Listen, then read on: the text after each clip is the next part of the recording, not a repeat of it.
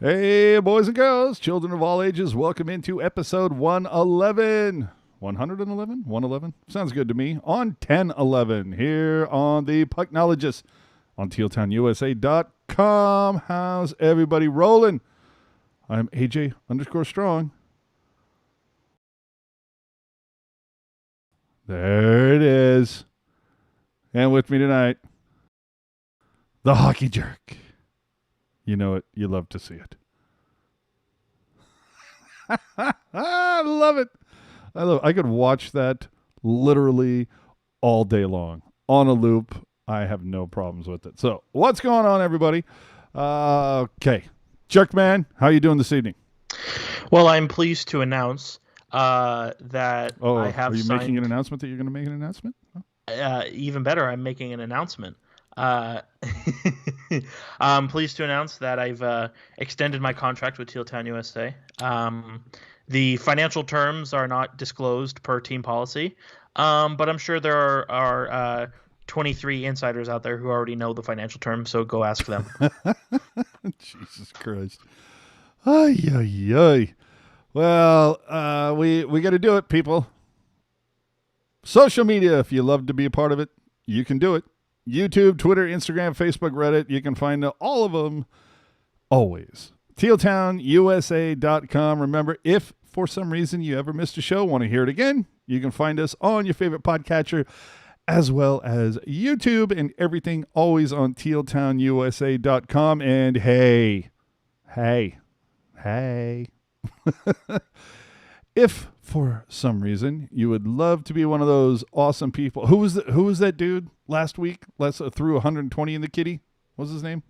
Christopher. Yeah.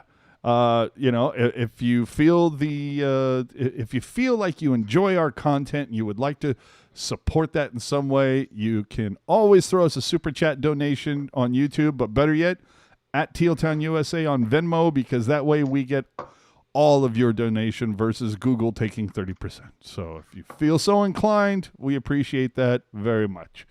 Welcome to show 111. Make sure to subscribe on the UB2B, but let's get right into it. There were some moves that were made. It is called Free Agent Frenzy for a reason. So let's start there, and let's just start.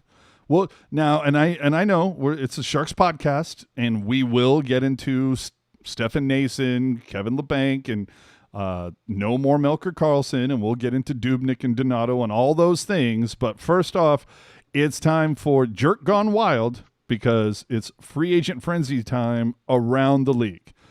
And then we'll take your questions on the chat.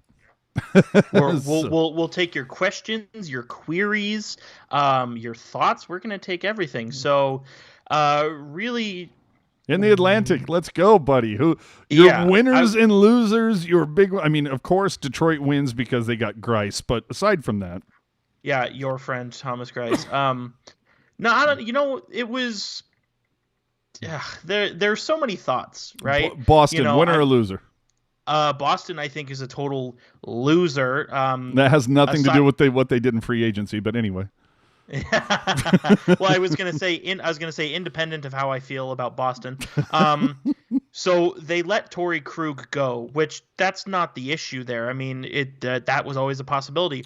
The issue is that this guy is their longest tenured non-Zdeno Chara defenseman.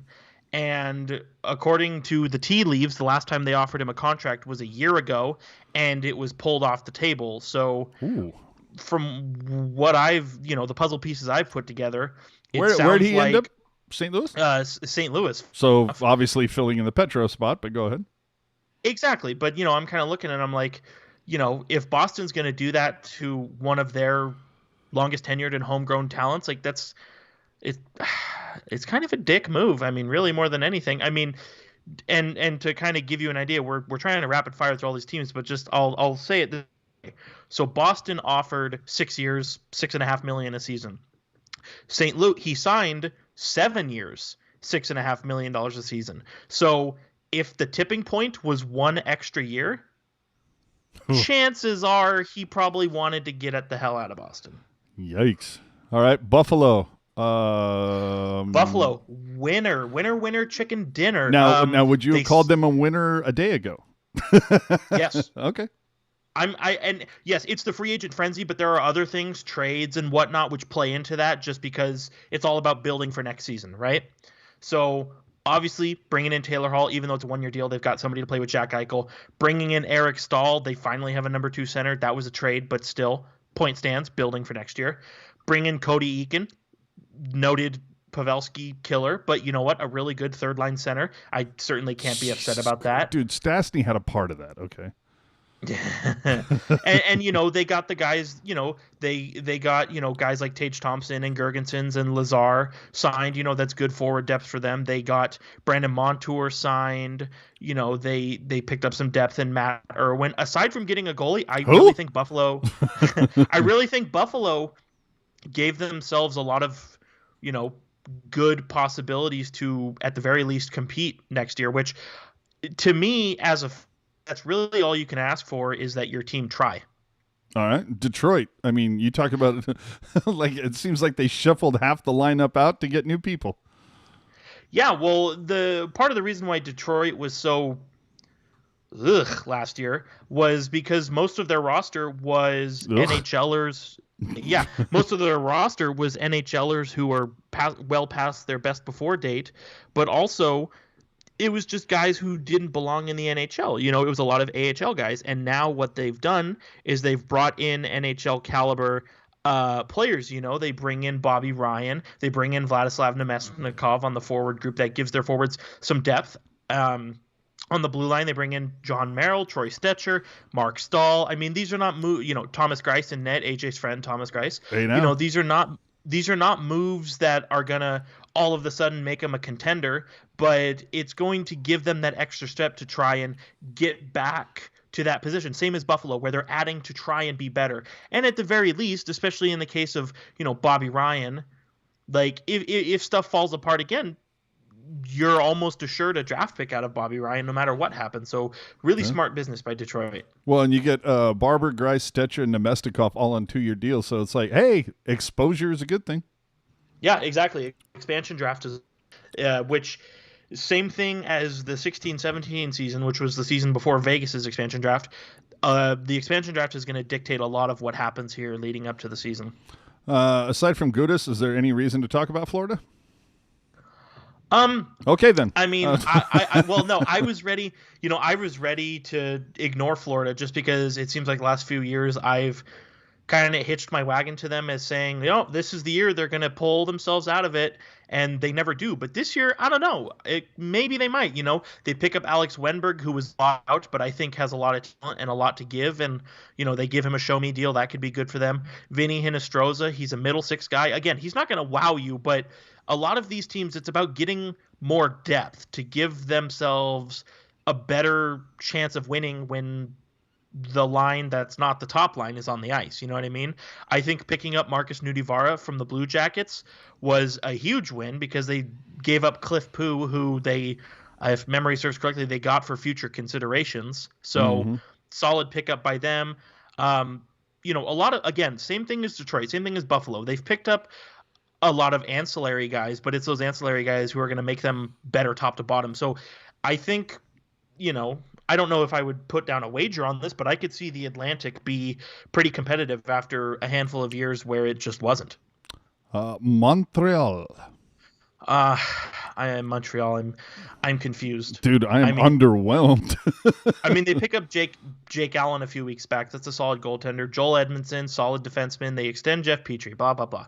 But, you know, they were supposedly in on Taylor Hall. It didn't happen. They gave up Max Domi and a pick for Josh Anderson, which, I mean, don't get me wrong, I like Josh Anderson, but I don't know that I would have given up Max Domi, who has had better seasons than Josh Anderson, pick for him. Did they give up Max Domi because he'd only been medium Domi? Yeah, last year I would even argue that he was minimal Domi. Nope. And yeah, I'm just saying, you know, but at the same time, Domi's a more proven commodity than Anderson. And, you know, Anderson has scored 27 goals once and had a pretty debilitating injury last year. So it's definitely a gamble, especially because they signed him to a 7-year extension as well. Definitely could blow up in their face. But, I mean, if it all works out, you know, they had to trade Domi because they had, Kakaniemi and Nick Suzuki right there ready to be the 1 and 2 center. I mean, it was bound to happen. I think they probably could have done better, but I don't think they made themselves worse. All right. We move on to Ottawa, the Senators. Dude, now, okay, they signed Matthew Pekka. I was surprised to find out that Pekka was still in the NHL. They also got Matt Murray. They finagled him out of Pittsburgh, clearly signaling that Pittsburgh is on the Yari train forever. Yeah. I'm sorry, Jari. Well, Pittsburgh signed Jari to a 3-year extension, and we'll get there. But I like the Matt Murray deal for them. I mean, he struggled the last couple years, but 2 Stanley Cups. He's a proven commodity, and that's kind of really all that Ottawa needed in terms of building for the future was a goalie. The defense and the forward group, for me, it's still a little sus. I mean, I would be surprised if they made the playoffs, but their young guys have had another step of development. They're obviously much better, and same thing as Detroit, where they've brought in NHL bodies to kind of, help smooth things along a little bit, especially, I mean, Austin Watson, he's not anything better than a bottom 6 guy. He's, as our friend Pat likes to say, he's a guy from the Guy Factory, but he's an NHL guy, which I think is important for them. So I don't know. I like Ottawa getting Matt Murray, but I still think it's probably one more year of building for them. Oh, Tampa Bay, victims of a salary cap. Yeah, salary cap is a son of a bitch, isn't it? Waived Tyler Johnson. I mean, I know his contract is huge, but I thought for sure a cap floor team would have taken it on just because he hasn't been what he was in 2015, but he's still a very good player. He's again, middle 6 guy, play up in the injury. I mean, I said the contract's not very good, but I'm surprised nobody took a chance on that.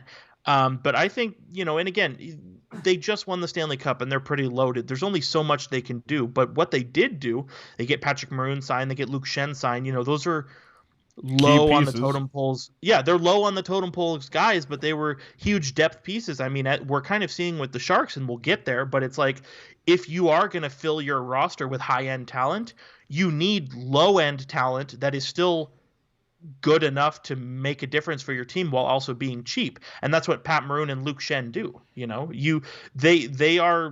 low on the totem pole, yes, but they're effective enough to where not everything is on your high-end talent. And so I think go ahead. I was just going to say, they didn't wow me, but it was business as usual. And I think where Tampa Bay is, that's really all that they needed to do was just business as usual. Hey, Stanley Cup winners, I think they'll do fine. Finally, to round out the division, Toronto Maple Leafs. Same. I mean, okay, Toronto, they were so sick of losing in the first round that this year they didn't even make it into the first round. But yeah. Did you get that from Dangle? No, I did not. But they, were kind of the same thing as Tampa Bay, where they had a lot of high-end elite talent, and so you kind of have to build beneath that so that they don't just fall off a cliff, and they picked up the Wayne Simmons, who I like, cheap option, Jimmy Vesey, another cheap option.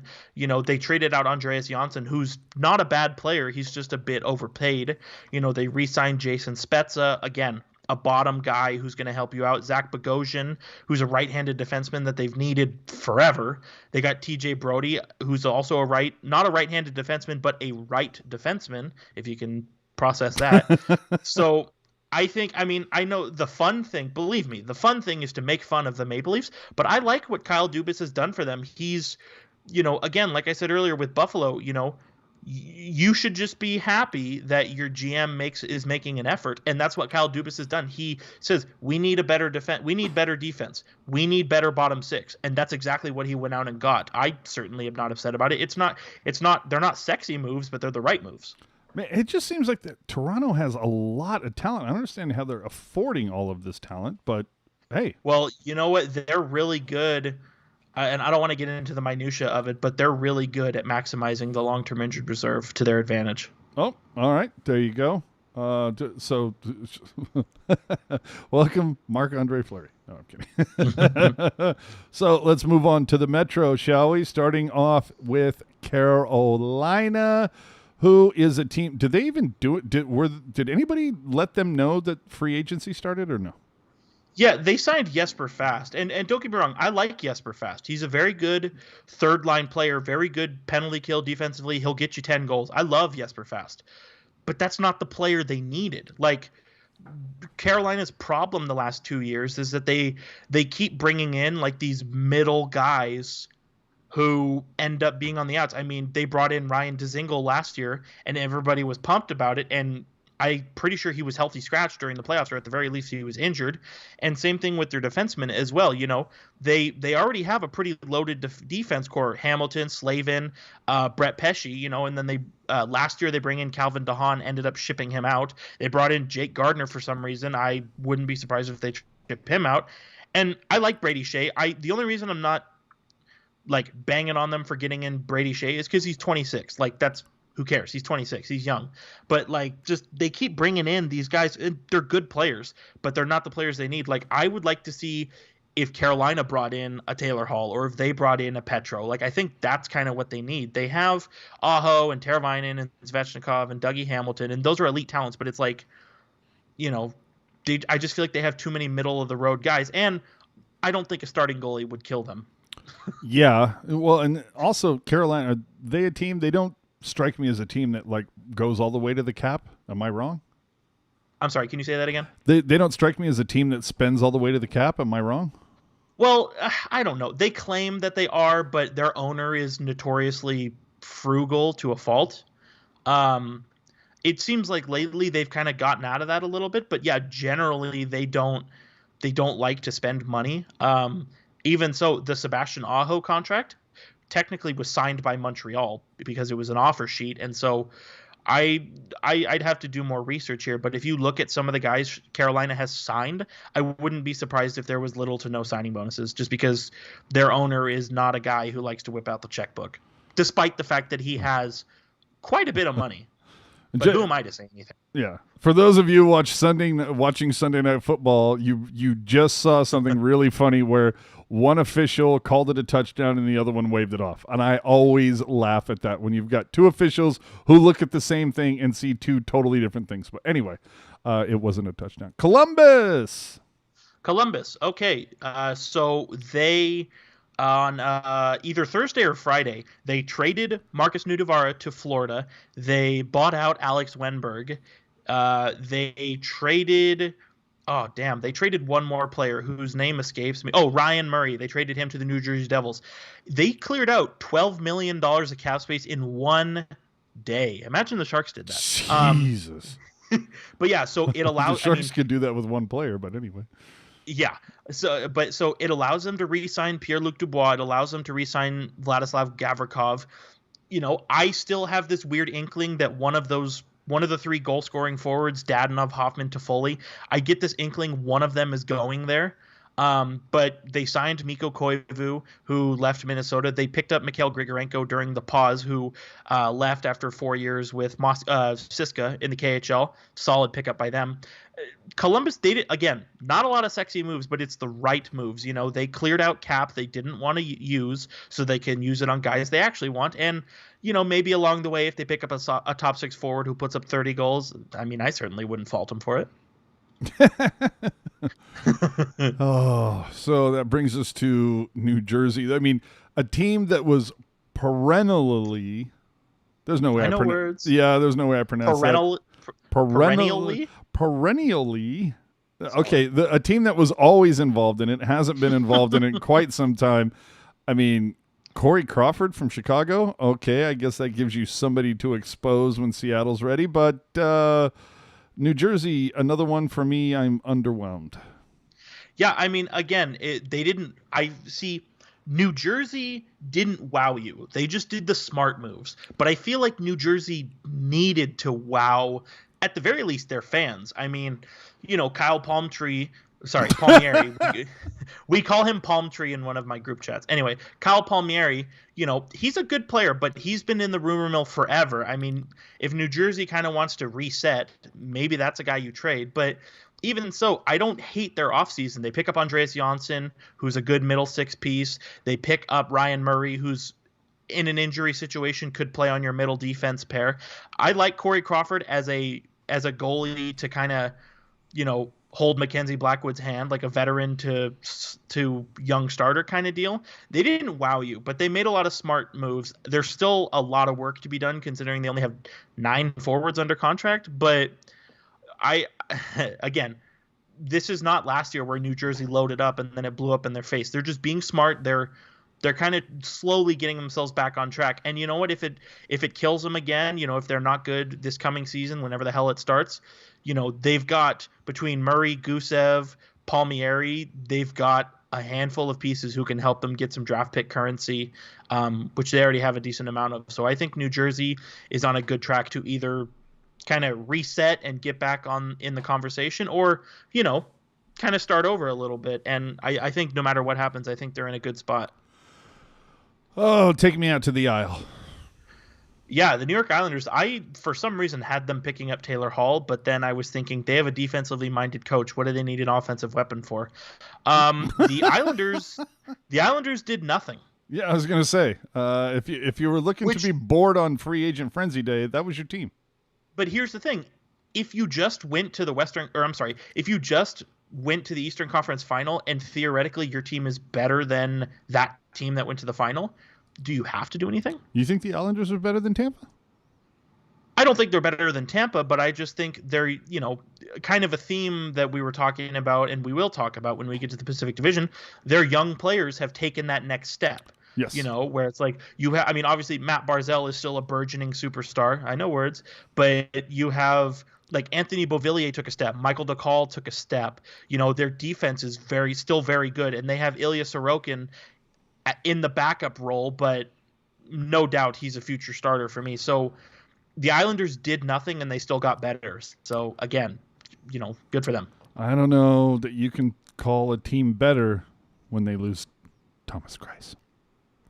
Well, I would take Ilya Sorokin over Thomas Greiss, but that's just me. Your friend, Thomas Greiss. Hey, now, what about the Rangers, who seemingly signed every, minor league former Barracuda? Yeah. Brodzinski, Greco, Blackwell. Is Arundel next? I don't know. What you got there in New York? You know what? Their only notable move is buying out Henrik Lundqvist, but losing I don't Fost. think the Rangers. Yeah, they did lose Jesper Fast as well, who I thought was actually going to stay there. But I don't really think the Rangers needed to do anything. Their biggest issue is re-signing Ryan Strome, Tony DeAngelo, and Alexander Georgiev. Once they do that, and again, keeping with our theme of the podcast, their young players all took the next step. They're a team where they can do nothing and they still get better. Didn't they get swept? Yeah. Okay. But even though we picked them? Yeah, well, AJ, because we're stupid. Oh, that's true. They also got Alexi Lafreniere. I think they'll be okay. Yeah, like I said, they didn't need to do anything because they got better they literally got better by doing nothing. And now we move on to a team that has never put out a decent jersey ever, the Philadelphia Flyers. Yeah. I was going to say, just real quick, if the Rangers had signed somebody, I would probably argue that they made themselves worse, even if that player is a good player. Oh, Jesus. Oh, quick. Hold on. This is a fun one in the chat. Again, we're going to get to the chat comments after we get through all the different movements throughout free agency, but this is too fun not to throw up there. Over under EK65 plays more than 45 games. Now, obviously, over you would say, but what if next year's season is... What if it's a 48-game season? Exactly. So, it's hard to throw that, but that's why I got a kick out of that. So, anyway. Yeah. Over, under. Erik Karlsson plays more than 82 divided by X times Y games. Exactly. Tell me about the Flyers. The Flyers, they re-signed Justin Braun, who, they got him at a 50% discount from what he was making previously, which I think is solid for their bottom pair. I think, again, the Flyers, they extended Brian Elliott for some reason. That guy keeps getting contracts, but no shit. other than that, they did nothing. The Flyers are they're kind of a stacked team, and they just sort of got victimized by the Islanders. So, I don't think they really needed to do anything. The only thing, they need to re-sign Philip Myers, obviously, but the only thing I would do if I were them is they've been sick of Shane Gostisbehere for so long. Just trade him already. Well, I was going to say, it felt like the Flyers and the Isles were in the same boat. It was just kind of like, no, we're good, man. We're good. Yeah, exactly. Like, sometimes you don't have to do anything. Yeah. No move is your best move. Yep. Pittsburgh. Dude, what hasn't Pittsburgh done? Dude, they're like, I feel like they're in a panic. Yeah, so I and AJ and I have talked about this. Their GM, like, I love their GM is probably the best GM in the league in terms of like transparency. Like, he literally went on TSN radio and said, "Yeah, we're going to trade one of our goalies." And he did exactly that. Dude, that was so odd. Like, it was so refreshing and welcoming to have that type of honesty and transparency from anybody in the league, but go ahead. And okay, so they bring in Kasperi Kapanen, who same as Andreas Janssen with New Jersey. He's a little overpaid, but he's still a good player. And they bring in Mark Jankowski, who was not qualified for from the Flames. I think he's a decent little player, obviously fourth, third line guy. But as we know, Pittsburgh will put Guy from the Guy Factory with Crosby, and he'll have 20 goals. So nothing is off the board at this point.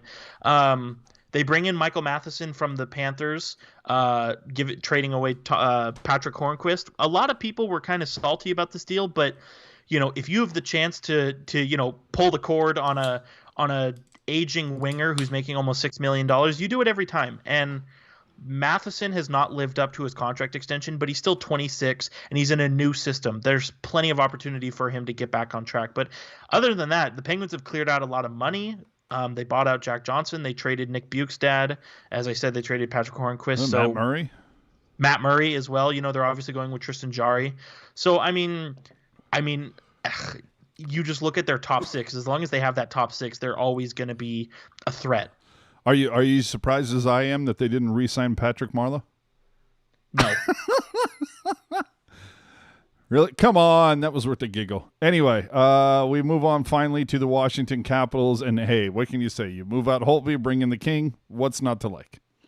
Yeah, no doubt. I mean, and it's, they have Ilya Samsonov, who's another, there's like Dude, how many Ilyas are on this team?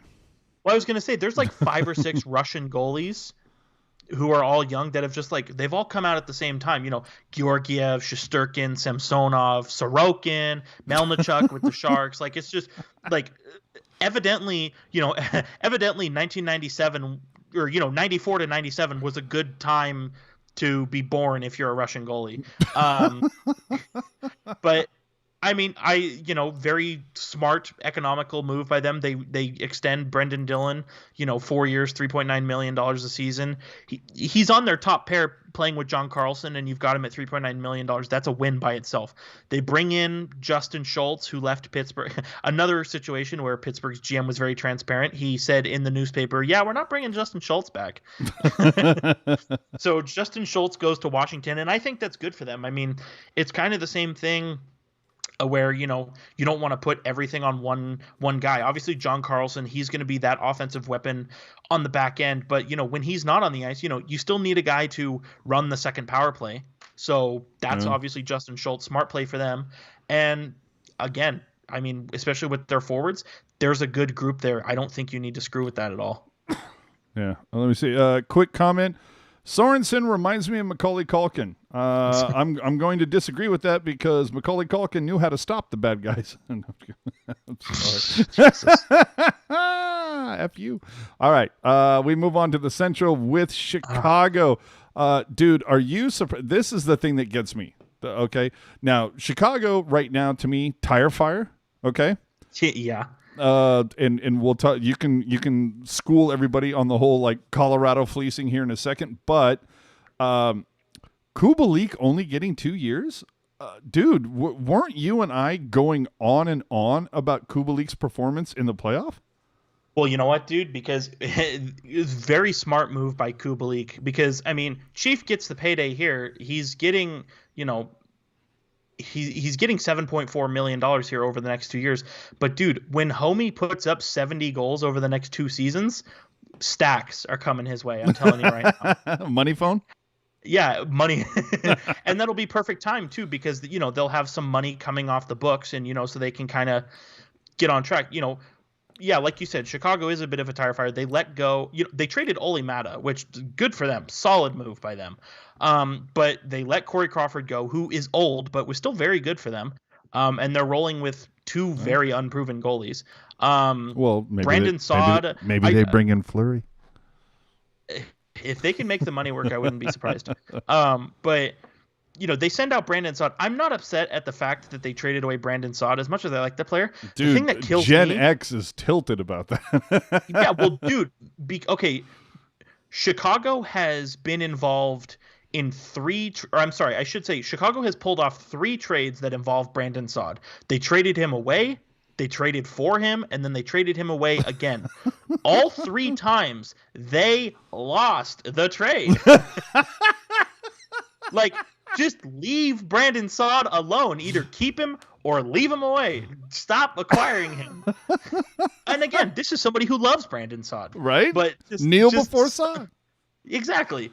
But, I thought for sure, Chicago wowed a lot of people in the playoffs this year. I thought for sure they might try and bring in one piece to kind of maybe keep them in the conversation. But, they kind of, they took a step forward, and then I feel like they kind of took 2 steps backward by letting Saad and Crawford go. But I don't know. Maybe they believe in their young guys. They also, I don't know. They're kind of all over the place, because on one hand, they get rid of Saad, they get rid of Jake Kujula, and I know Vince G is going to love this. They signed Pia Suter from the Swiss League, who is supposed to be just nasty. So, that might be like Kuba League 2.0 there. I don't really know what to think about Chicago, but all I know is they could have like the worst roster in the league, and they're still going to find a way to wow you, because that's just how they operate. Do Dadanoff and Hoffman remain in Florida? No. Okay. Speculation sees Hoffman in New Jersey and Dadanoff in Montreal. Yikes. Okay, then. Let's move on to Colorado, which is a team, to be honest, made a lot of moves. For me, I'm kind of with you that I would put them in the Philadelphia, New York Islanders bucket, where it's kind of like you gotta pin Vince G's comment here. What someone said? Yeah. See, someone said Colorado won that trade because they're going to get a second at the deadline, trading Saad back to Chicago. You're right, Vince. You're right, Vince. Jesus. I think Vince, get a goddamn microphone and join the show, man.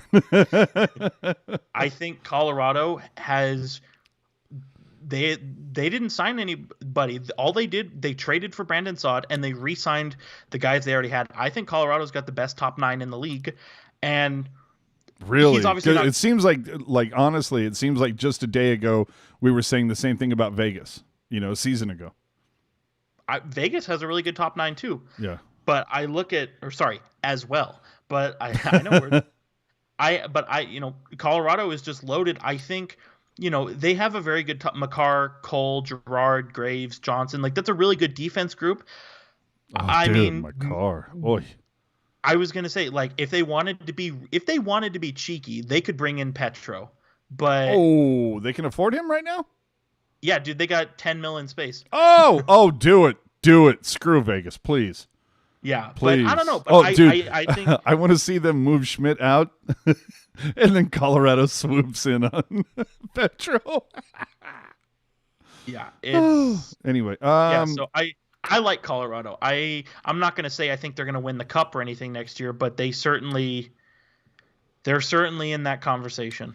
All right. The question that, of course, Sharks fans want to know. Who? During the 2021 season, wearing the Yeti... I'm sorry, they don't wear the Yeti foot. It bums me out. But wearing the Avalanche logo, will that happen for one Long Beach native, Matt Nieto, or Antoine Bibeau? No.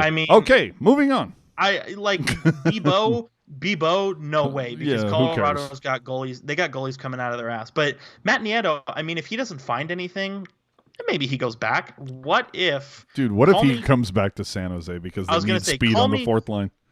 I was gonna say, call me clinically insane, but I wonder if Doug Wilson made that call. Because when the Sharks had Matt Nieto...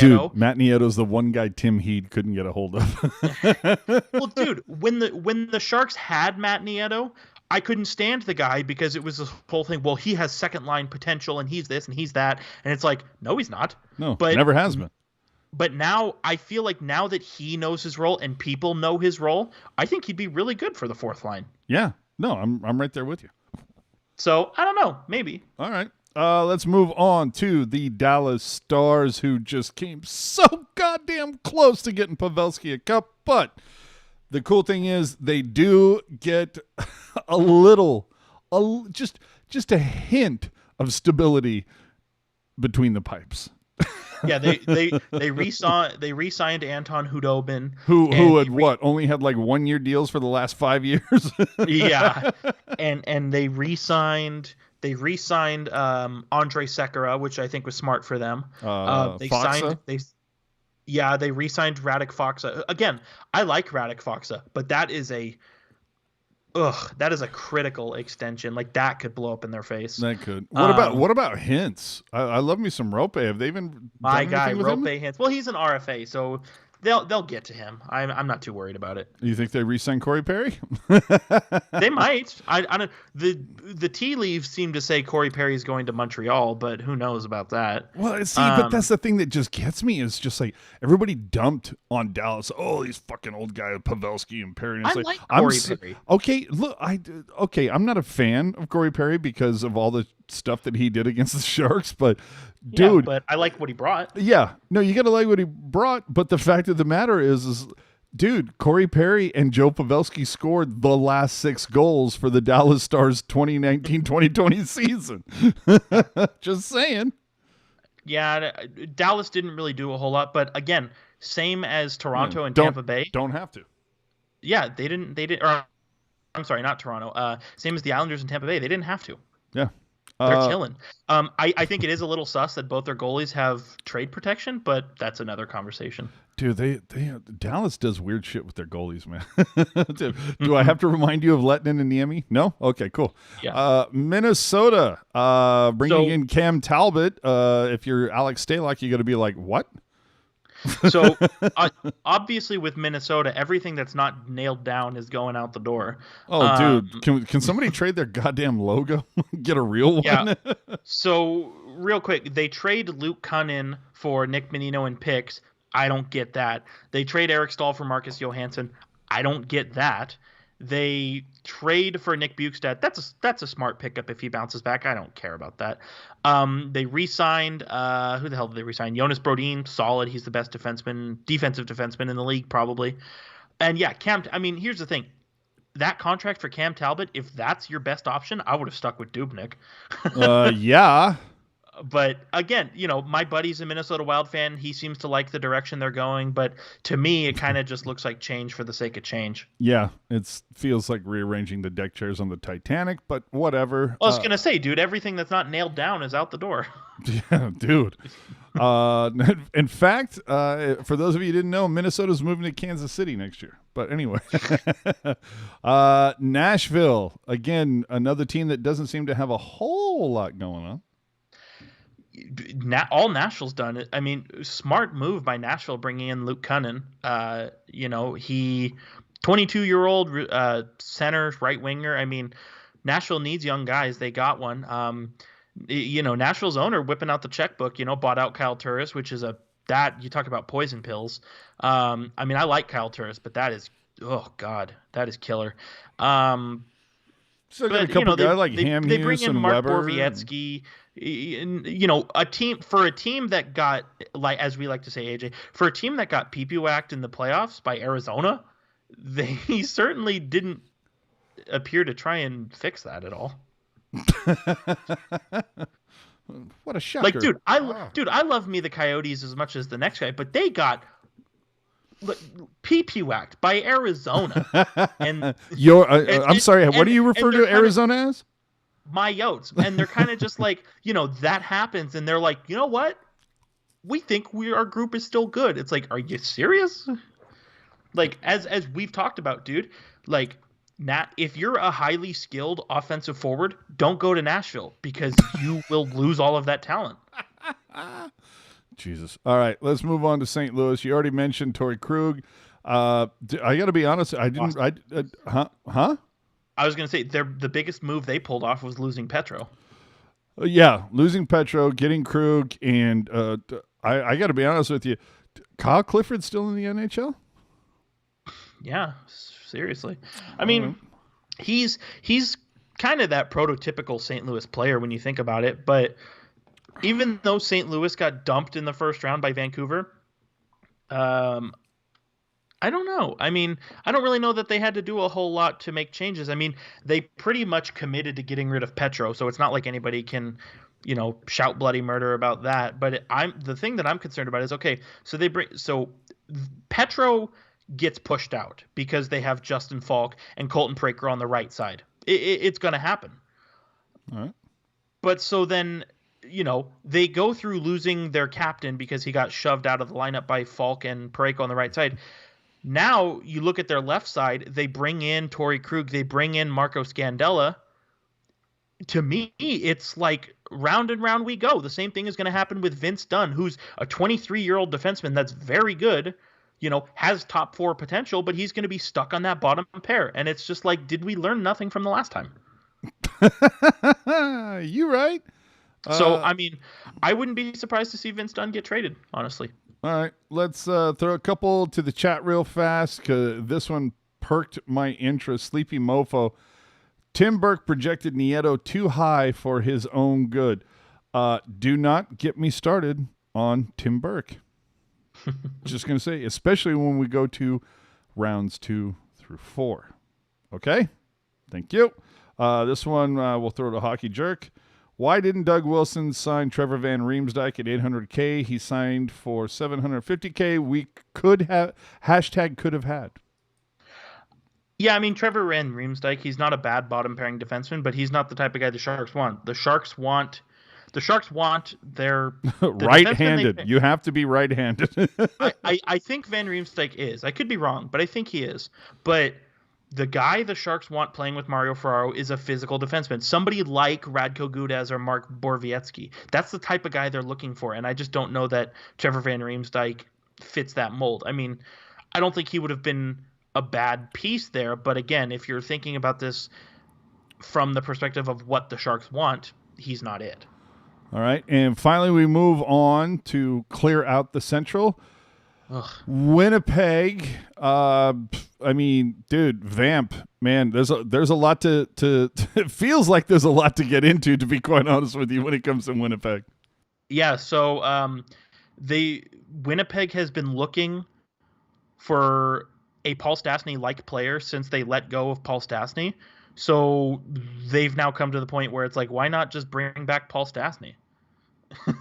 And I think he fit really well with them when he got traded there back in 2018. I think, especially with Brian Little not playing at all this year, I think he'll be a really good piece as their second line center. So I don't fault him for that. And I just want to say really quick, I've seen a lot of people saying, why is Winnipeg helping Vegas with their cap problems? And okay, maybe they are, but that's not their intention. Winnipeg is trying to help themselves here, and they've done that. So who am I to blame them for anything? They bring in Nate Thompson, bottom 6 guy, which they needed. They re-signed Dylan DeMello, which I think was their smartest move of the offseason, because Chief only played 10 games with them, and I think immediately became everybody's favorite player in Winnipeg.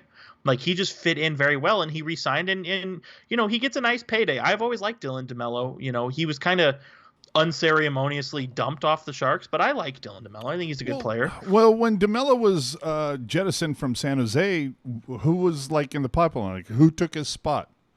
What made him tradable or unretrievable? Tim Heat. Tim Heat, really? Wow.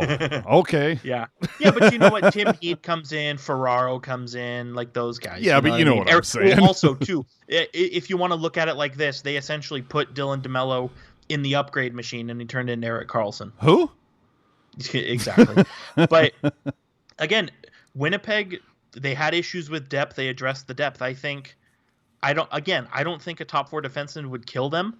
There's rumors that they are interested in trading for Nate Schmidt from the Golden Knights. I think that would be a perfect pickup for them, but I don't know. We'll see if it happens. Nate Schmidt is tied to Winnipeg. He's tied to Florida. Who the hell knows? He's going somewhere.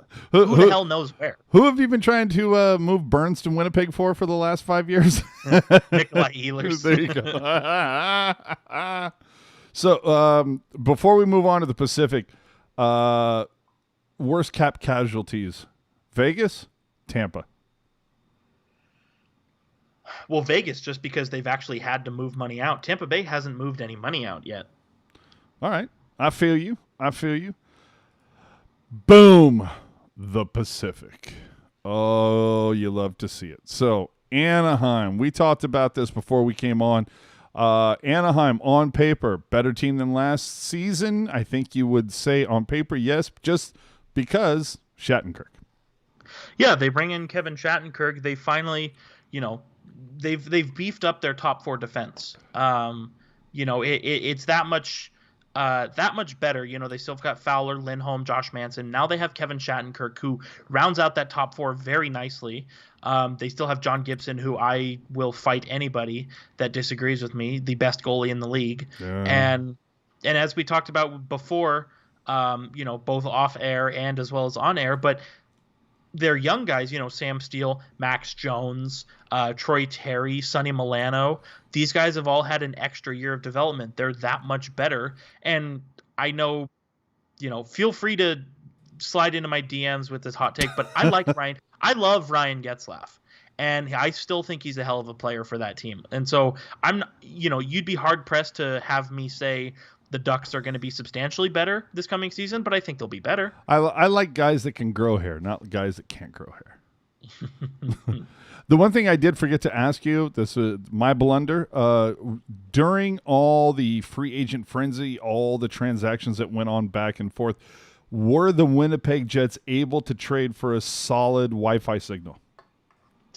No? Well, I don't know. I don't know if you saw. I don't know if you watched the first round of the draft, but and again, super touching moment. They had Dale Hawerchuk, who passed away.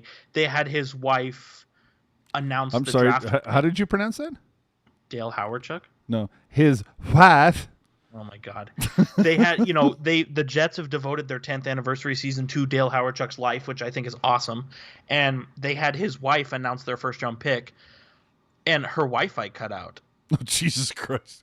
And again, I don't want to make light of it, but I'm just like, man, that's the first thing I thought of is Winnipeg Wi-Fi. Dude, never stop being you, Winnipeg. All right, we move on to Hockey Jerks. My Yotes. Disaster. Everything went wrong. Yeah, well, and there's still good pieces there, but they let Vinny Hinostroza go. They bought out Michael Grabner, which those are bottom 6 guys. You can replace those guys, but is it merely ironic that my Wi-Fi router looks like the jet on the Winnipeg logo? But it's been very, it's been a very chaotic offseason. There's still rumors that Darcy Kemper is going to get traded. And it seems like they were trying to move out OEL, and there was that's the thing, different suitors, and then OEL's like, no, I'm fine here. Well, and so that's the thing is, the word on the street is that everybody who has trade protection, they asked for their trade list. And early on, Nicholas Hjalmarsson hit them, if you've seen Wolf of Wall Street, Nicholas Hjalmarsson hit them with the "I'm not fucking leaving." And then FYI, for those of you the uninitiated, Hjalmarsson, you go back to 2010, the Sharks offer sheeted him, Chicago matched it, and that's how the Sharks ended up with Niemi. Yep. Yeah, yikes, but go on. And then with OEL, OEL said, okay, I'll waive my no move clause, but you can only trade me to Boston or Vancouver. So, OEL, if you've seen Slapshot, OEL is trade me right fucking now. And then his arbitrary deadline on Friday to be traded hits, and now he's saying I'm not fucking leaving. Yeah. And I don't know if this is just coincidence or if this is smart business on OEL's part, but OEL knows that the Coyotes want a first-round pick. So, of course, the two teams that he says trade me to are two teams that don't have first-round picks. Well, and remember that Arizona also got pee-pee whacked for their violations.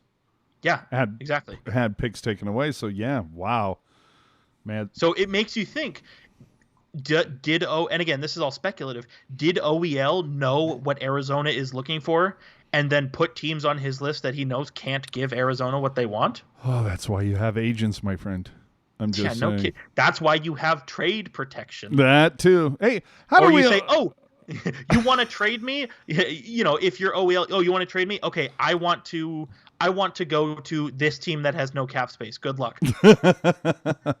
Oh man, jeez, man. The hopes for a tight 45 went out the window. And dude, you have been just boom, boom, boom. So I'm surprised by this. The only other thing that I'm surprised by more is the fact that we only have 7 likes on this video. Come on, people. Throw some thumbs up. Let's go. I had a feeling. I just liked it. I had a feeling this was going to be a long show just because I wanted to do like a rapid fire wrap up. Maybe that could be the title of this episode. But I love this though. It's just, like a quick synopsis. What did teams do? What should they have done? And how will this impact them? Folks, if you've appreciated me talking about the NHL for the last 45 minutes, please send $1 to Teal Town USA on Venmo. Take that thumb out your ass for 1 second, hit a button.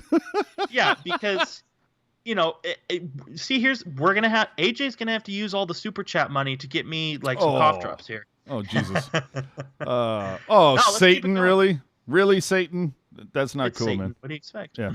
All right. Can we get God in to watch this once or twice? Anyway, speaking of Satan, let's go on to the Calgary Flames. I mean, they finally get a fucking goaltender. Jesus Christ, it seems like forever. Dude, yeah, it's been how many fucking players from Vancouver did Calgary pick up? Yeah, well, okay, let's talk about a goalie. Dude, in the last 5 years, Calgary's had like 8 goalies. Dude, there was my God. Hold on, let me see. Hold on. Give me a minute. And the reason why I say this is I think I was listening to NHL Network on Sirius, and it was literally a parade of just silliness when they're talking about getting from.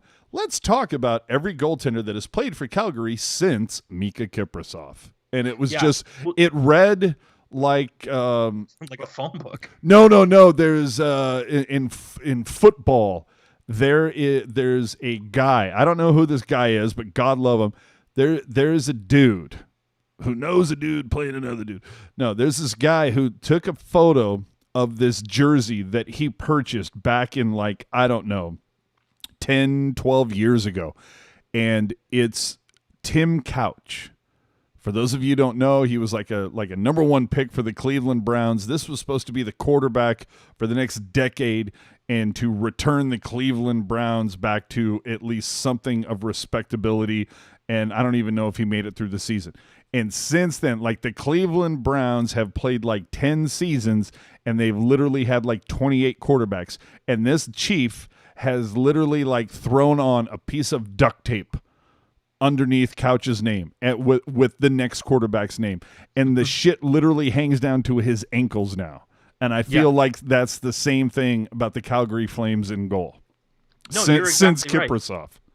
Dude, even then, since 2015, which was 5 years ago, they had Kerry Ramo, Yoni Ortio, Jonas Hiller, John Gillies, David Riddick, Chad Johnson, Brian Elliott, Cam Talbot, Mike Smith, now Jacob Markstrom. That's 10 goalies in the last 5 years. Dude, and I remember a lot of hold on. Okay, so Kari Ramo was one. What was the third or fourth name that you named?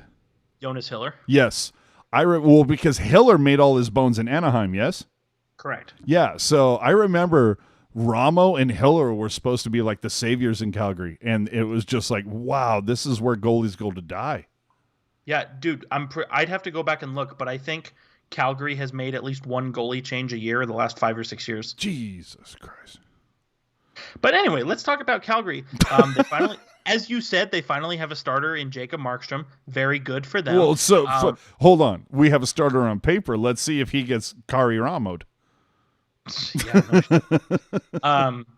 But okay, so they lose TJ Brody, they lose Travis Hamonic, they bring in Chris Tanev, which to me is kind of a lateral move, but at least they brought in a replacement, right? Yeah, Tobias Ryder, gone. Yeah, which addition by subtraction, if you ask me. Thank you.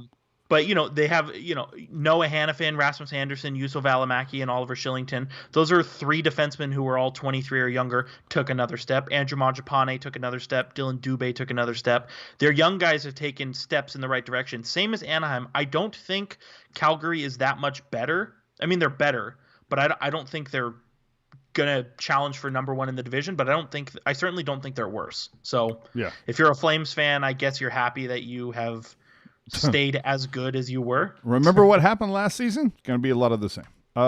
Vince G. Hiller suffered from vertigo, though. Yeah, that's true. I got a vertigo. Get the fuck out of here. I don't know. Edmonton. Oh my Lord! Talk about a team that needs a goalie and didn't get one. Yeah, they brought back the 2 goalies they had last year, which to me made total sense. It's bold. It's very bold. Dude, I got to be honest. This was kind of like under the radar. This was, I mean, I don't know if it's under the radar. This is kind of where I thought Lundqvist might end up. Yeah, I could have seen that. And the word around the pumpkin patch is that they were the runner-ups for Jacob Markstrom. So kind of crazy to think they lose out on the big fish, so they bring back what they already had. Do you think Markstrom was pretty much like, you know what, Calgary or Edmonton, I don't care, whatever one pays me more, because I'm just going to stick it to Vancouver whenever I can? Yeah, it could be. It would not surprise me, man. I like them bringing in Tyson Barrie on a 1-year show me deal. I think that's really good for them because Oscar, there seems to be talk that Oscar Klefbom is going to miss the entire season. So they bring in Tyson Barrie, who can replace his offense. Really smart. They bring in Kyle Turris, who I love. He got totally jobbed in Nashville, but I love Kyle Turris. Really good third center option for them. They bring Jesse Puljujarvi back, who has all the skill in the world. I think if he can get his head on straight at Edmonton, I think he'll be a huge addition for them. And then they brought back Tyler Ennis, who didn't really move the needle a whole lot for them, but he was one of those guys where it's like, okay, this is the 4th line guy, but he does really well when we play him with McDavid. So I certainly can't hate that move. And then again, rinse and repeat. Their young guys have gotten a step better. Kyler Yamamoto is better. Even though Gaetan Haas and Joachim Nygaard are both 28 and 27 respectively, they're still new to the NHL and they're still really quality players that I like for Edmonton. So, I would say, and we'll kind of get there in a little bit, but I would say if you're looking for a team you think is going to fight for the division win, it's Edmonton and it's Vegas. There you go. We move on to LA, who, I mean, come on, in my book, has to be the odds-on favorite to win the Pacific because they brought in Troy Grosnick. Well, I don't know. I think LA is better on paper if you're looking at their prospect and their farm. This is still a not very good NHL team. I think they're probably going to spend 1 more year in the basement. But as you said, AJ, before we went on, all it's going to take is 1 or 2 of their young guys to just have a hell of a year, and all of a sudden LA is in a different conversation. But I mean, LA, since Rob Blake took over as their GM, LA has been former Shark Rob Blake. LA's been killing it in the drafting and developing arena of their franchise since Rob Blake took over, and obviously a lot of that goes to their director of scouting as well. But you get what I'm saying, and so I think if you're trying to predict who's going to win the 2024 Pacific Division title, I think you got to put LA right up there. Okay, but let's tie it into a former Sharks thing. Are anybody surprised that Joachim Ryan has not been signed? I fully expect Joachim Ryan to suit up with Genève Servette in the Swiss League pretty soon. And that's not any inside info. That's just me being a sarcastic jerk. But we will be marking those down, and in a month or so, the foreseen points will be attributed accordingly. We move on to Vancouver, who, bizarrely enough, before we went on air, Jerk went so far to say that on paper, this team is worse than last season. Yes, they're worse than last season. How dare you, good sir? They're worse than last season, but I don't think that makes them bad. They still have, even without Tyler Toffoli, they've still got a very stacked up top six. But you know what? They let go of Toffoli, which was, they obviously liked him. And I mean, he's still available. They could bring him back, but it looks like they won't. They let Chris Tanev go. They need somebody to replace him, obviously. They let Jacob Markstrom go, who was their MVP the last 2 years. They get that, but I mean, blows me away. But I mean, sell high. I'm down with that. But just to they go didn't back, get anything for him. Well, I was going to say that was their problem. They could have sold high. Like, I don't understand how you not do that. And then, but getting to your comments about Tanev, this is a guy, if you listen to TSN 1040 with any regularity, was a guy who was considered insanely streaky. Just 2 weeks in November in Tanev. I cannot believe Tanev is not getting more ice time. He has looked very good. And then 2 weeks in January. Oh my God, why is this guy not like on the bench all the time? So, well, and you'll find that every NHL team has one defenseman that just goes about his business and for some reason can't get anybody to like him. Oh, geez, who can Tim Heat? Yeah.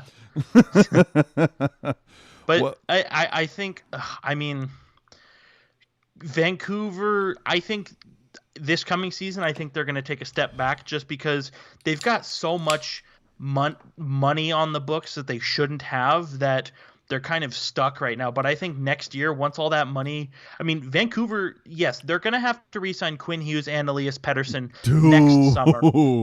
But even after re-signing those guys, so much, I don't want to say dead money because there's still players that are being used, but so much money not being used. Aren't they still paying? Aren't they still paying like Luongo until 2035? No, this coming season, and the season after, Jesus, they're done. They're off. Luongo's off the books. But I mean, dude, when was the last time Luongo suited up for a game for Vancouver? 2014. Dude, at all. Yeah, but they're gonna get, after this season, they're gonna get $1 million off the books for Ryan Spooner. They're gonna get $3.3 million for Sven Baertschi, $4.3 million for Brandon Sutter. There's going to be a handful of cash to go around, so I'm not too worried about Vancouver. It's all going to time out right. Where, dude, they got but there's some talent to be had there. I mean, Fantenberg isn't horrible. Joss Levo, there's been a lot of people that have said some nice things about him. Now, granted, you look at the UFA pool and you see former Sharks Francis Perron and Nikolai Goldobin, and you go, bye-bye. Yeah, well, Goldobin signed in the KHL, so. I know, but it's just so fun. Man, you talk about a pissed away first round pick. Anyway, let's move on to Vegas. Oh, wait a minute. Hold on. Do we have something in the chat? I think we do, from Roy Batty 1312. The Nucks had a 5-minute major against Vegas and ruined it. Well, did they lose their captain? No? Well, then there you go. So, Vegas, lots going on here. Holy shit. I mean, they've lost Stastny. They've lost Eakin. They can't get rid of Marc-Andre Fleury. They can't find anybody to take him for what? Half the... See, now this is my whole thing is... of course we'll get to Jerk's assessment in a second, but for me, when it comes to Vegas, and I do kind of pay attention to them just a scotch more than anybody else because of, So my deal is there has to be GMs in the league that says, you know what, Vegas bent us the hell over. Now, did we, purposely grab our ankles and Vegas just slid up behind us? Yes. Like, Vegas didn't have a gun to their head. But there are teams in this league, I guarantee you, that from 3.5 whatever years ago still feel taken advantage of by Vegas when it comes to the draft. And so they look at the situation that they're in now. They're clearly after Petro. They're trying to deal Schmidt. And they know that Fleury, look, they signed Leonard to the 5x5. They know he's the guy of the future. Fleury is on his way out the door, but there is no team coming a knocking that is sitting there going, oh, yeah, Fleury, sure. If you, eat, I don't know, $2 million of his contract, sure, we'll take that out. No, it is a buyer's market for goalies right now. Fuck you and Fleury. We don't need him. there are other, there are other things, there are other opportunities to be had out there.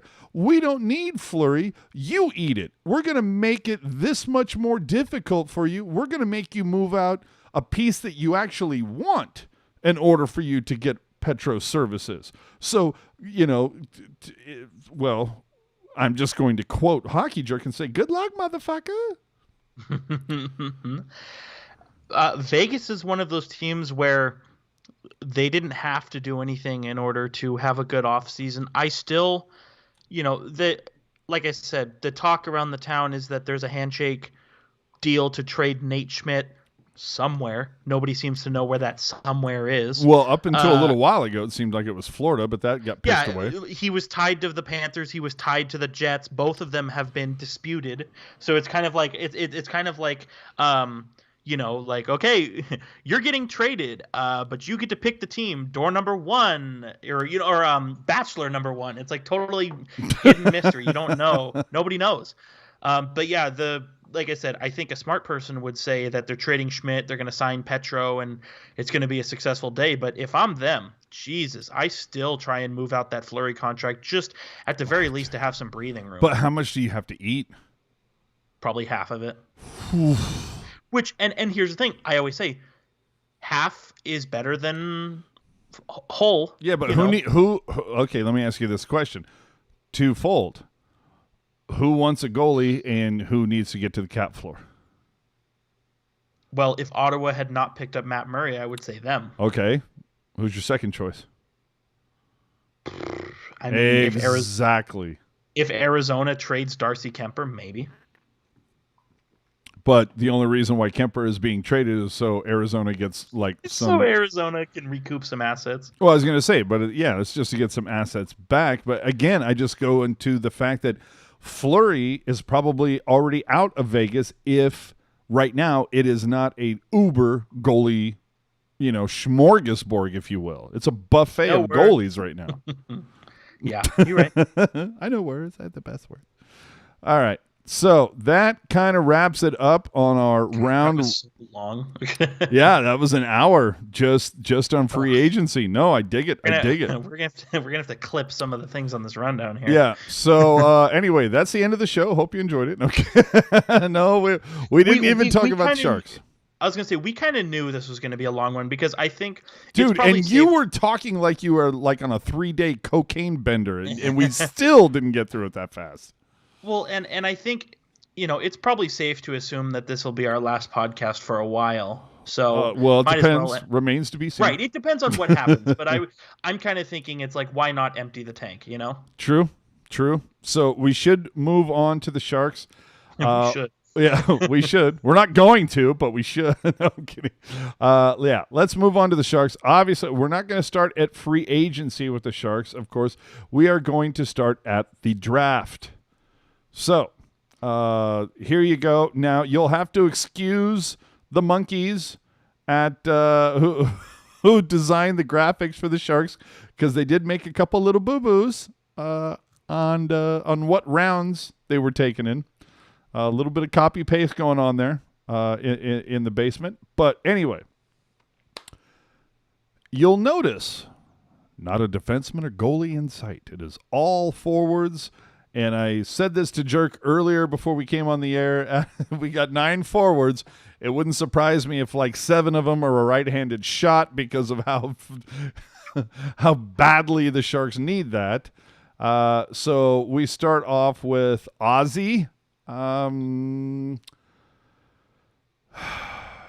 Jerk, I mean, you're the guy who now I also want to preface this as the fact that I don't know how deep in the weeds Jerk can get on all of these, but we did have Kevin Lacey and Ian Reed on an earlier show that kind of covered all this. So, and Kevin Lacey, God love him, was able to really get in the weeds on this. So go check out that show. But Jerk, you look at this graduating class, if you will, of 2020. What floats your boat? What pops your tart? Well, the thing that stands out to me is it's all forwards, right? And yes, sir. This kind of has a little bit of there's a little bit of nervousness on my part because it's just like, are we going to have a situation where it's, guys 1 through 9 from the 2020 Guy Factory, trademark pending for Pat.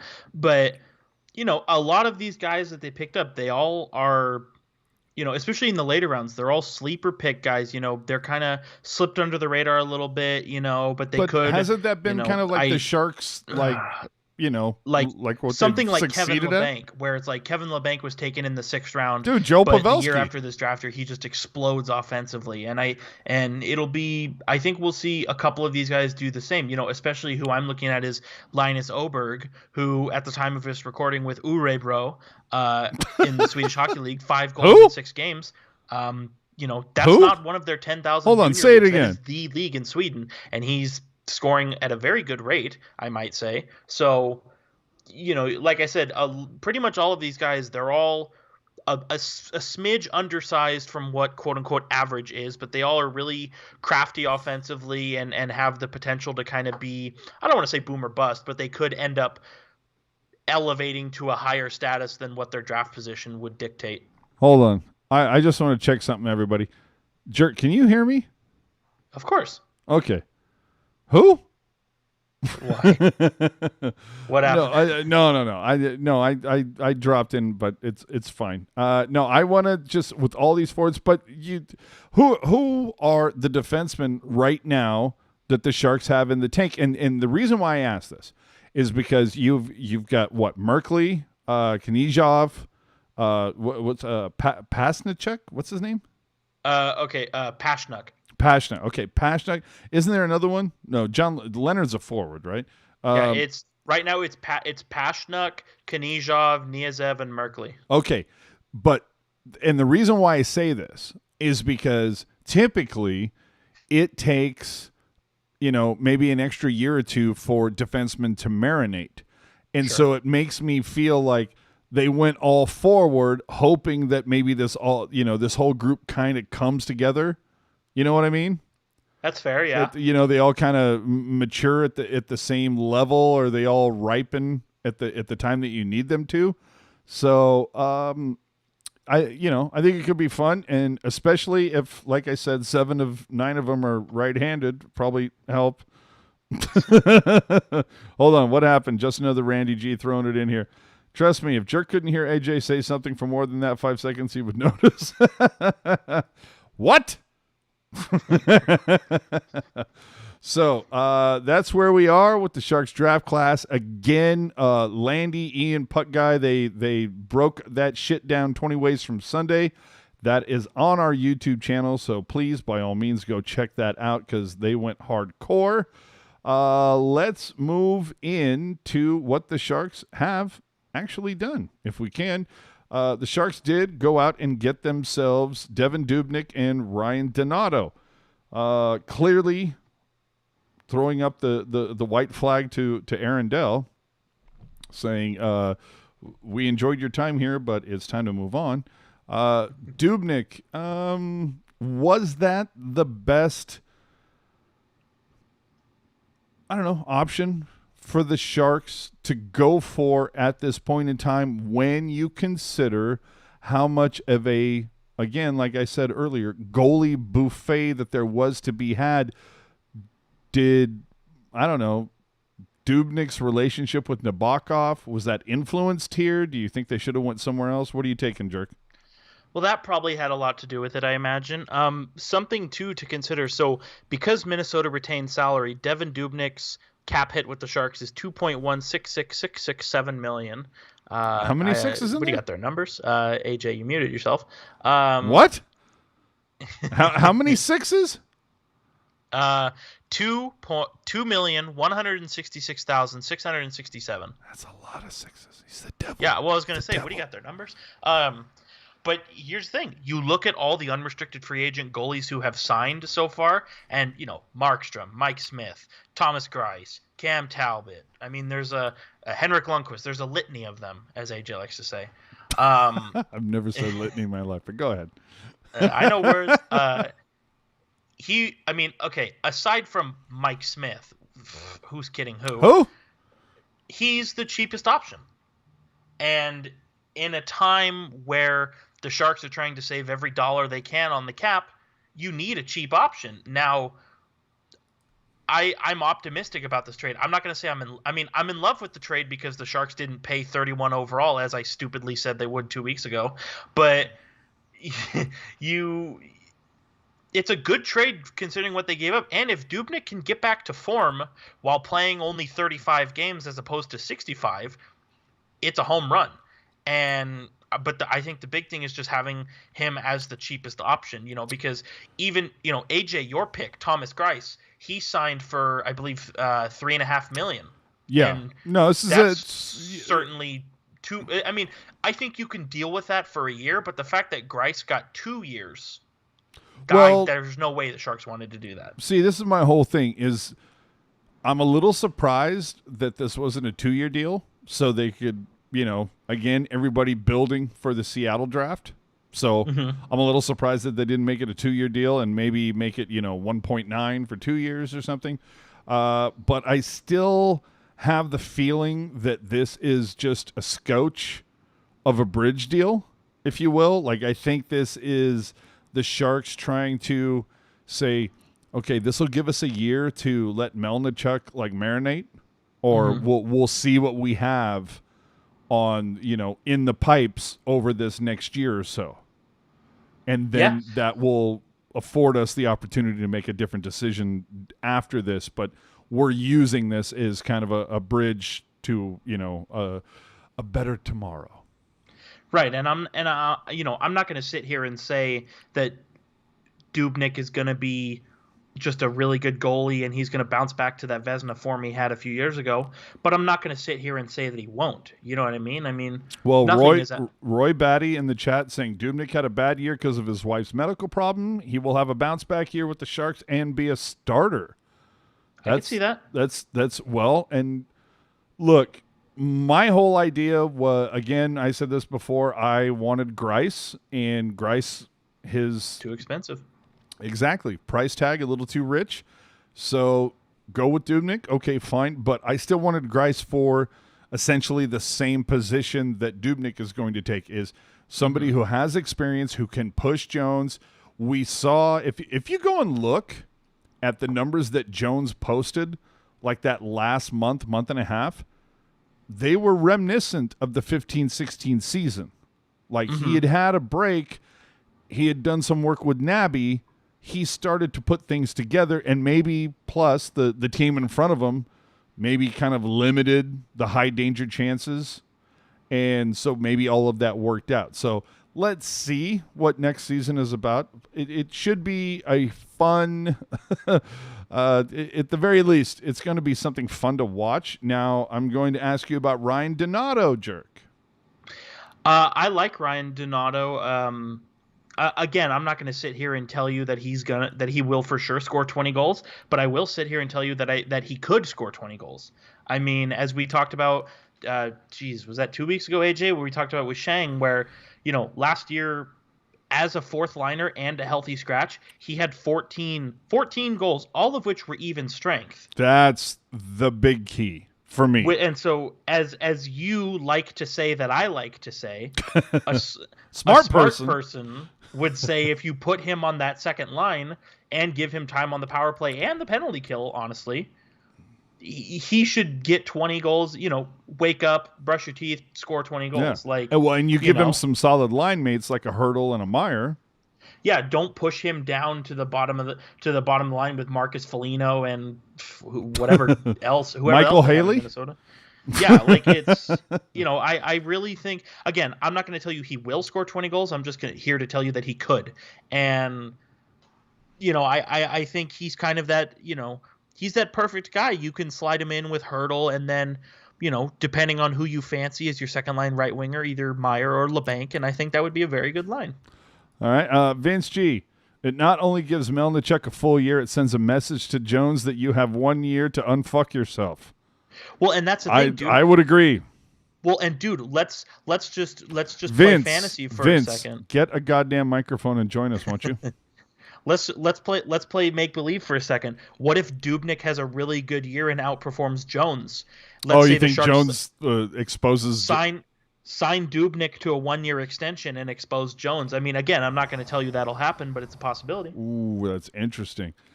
Just another Randy G. Haven't Jones and Dubnyk played the most amount of games, more than any two goalies in the past 4 years? I would say that's probably true. Yeah. I think Cam Talbot would have something to say about that. But yeah, but if memory serves, like Dubnyk from like 14 to 18 played like the most, and then Jones 16 to now played the most. So I think, if that's not it, you're right in the goddamn wheelhouse, is what I'm saying. So I'll tell you right here. I know words. Who dat? Okay, I'm trying to, dude. Whip it out. I'm trying to whip it out, but NHL.com's fucking, stat page is okay, a joke. well, while he's doing that, do you guys enjoy my Sharky jersey? jersey? Isn't this cool? All right, go ahead. It's whipped out. Whip it out. So actually, in the last, since 2014-15, Martin Jones is 11th in starts. Since when? Since 2014-15, which is... You can't say 14-15 because it's like Jonathan Quick was getting all those, but go ahead. Well, I only say 14-15 because that was Dubnyk's first season in Minnesota where he played a bunch of games. Gotcha. But let's do 15-16 because that is Jones's first as a starter. Yes. Since 15-16, Martin Jones is first in starts. Devan Dubnyk is third. See? So there yes, you go. They've played a lot of hockey. And so again, instead of one or the other playing, instead of Jones playing 65 games and Dubnyk playing 17, if you do, maybe a 48 and a 34, maybe there's a better balance there. Yeah. So let's see here. A couple quick comments. Sharks, really though, at least ask Santa for a microphone, Vince. Come on. It is getting close to that time of the year. Yeah, they always asking how the draft is. Now, we're not talking about the Sharks draft. We're talking about the draft in the back of this jersey. Because there's a big hole for the fin. And it's quite comfortable, I should say. Let's move on. The Sharks announced that Melker Karlsson will not be re-signed. Now, memory serves, what was he getting? Was he getting like $3 million? $2 million. Was it only 2? Okay. Yep. Anyway, but $2 million, and this takes us to our tweet of the week, ladies and gentlemen. We haven't done one of these in a while, but we got to throw it out there because of how, I don't know. Well, I'll let Hockey Jerk describe it. The tweet said, just because Melker Karlsson played on the penalty kill a lot doesn't mean he was good on the penalty kill. Jerk, your thoughts? To me, I think that's exactly why he's on the penalty kill, because he's good at it. There is a reason that the Sharks' penalty kill was number one in the league last year. Exactly. And I'm not gonna say that Melker Karlsson was the only reason, but he was a big reason. Well, at least 25% of it. Yeah, no kidding. And I'm trying to pull up a stat here to prove my point. But while you pull up that stat, let me just say, to tweet something like that, just because Melker played on the penalty kill a lot doesn't mean he was good on the penalty kill. What coach would put a guy out there to play in a tough situation if they sucked at it? Okay? Like, why would you... Like, literally, Melker Karlsson's only fucking job with the Sharks for the last couple of years has been to be good on the penalty kill. That's, like, literally the reason why he got his contract, to do that. So to say that to me, it makes me want to go... I really want more context into why that would be your opinion to say something like that.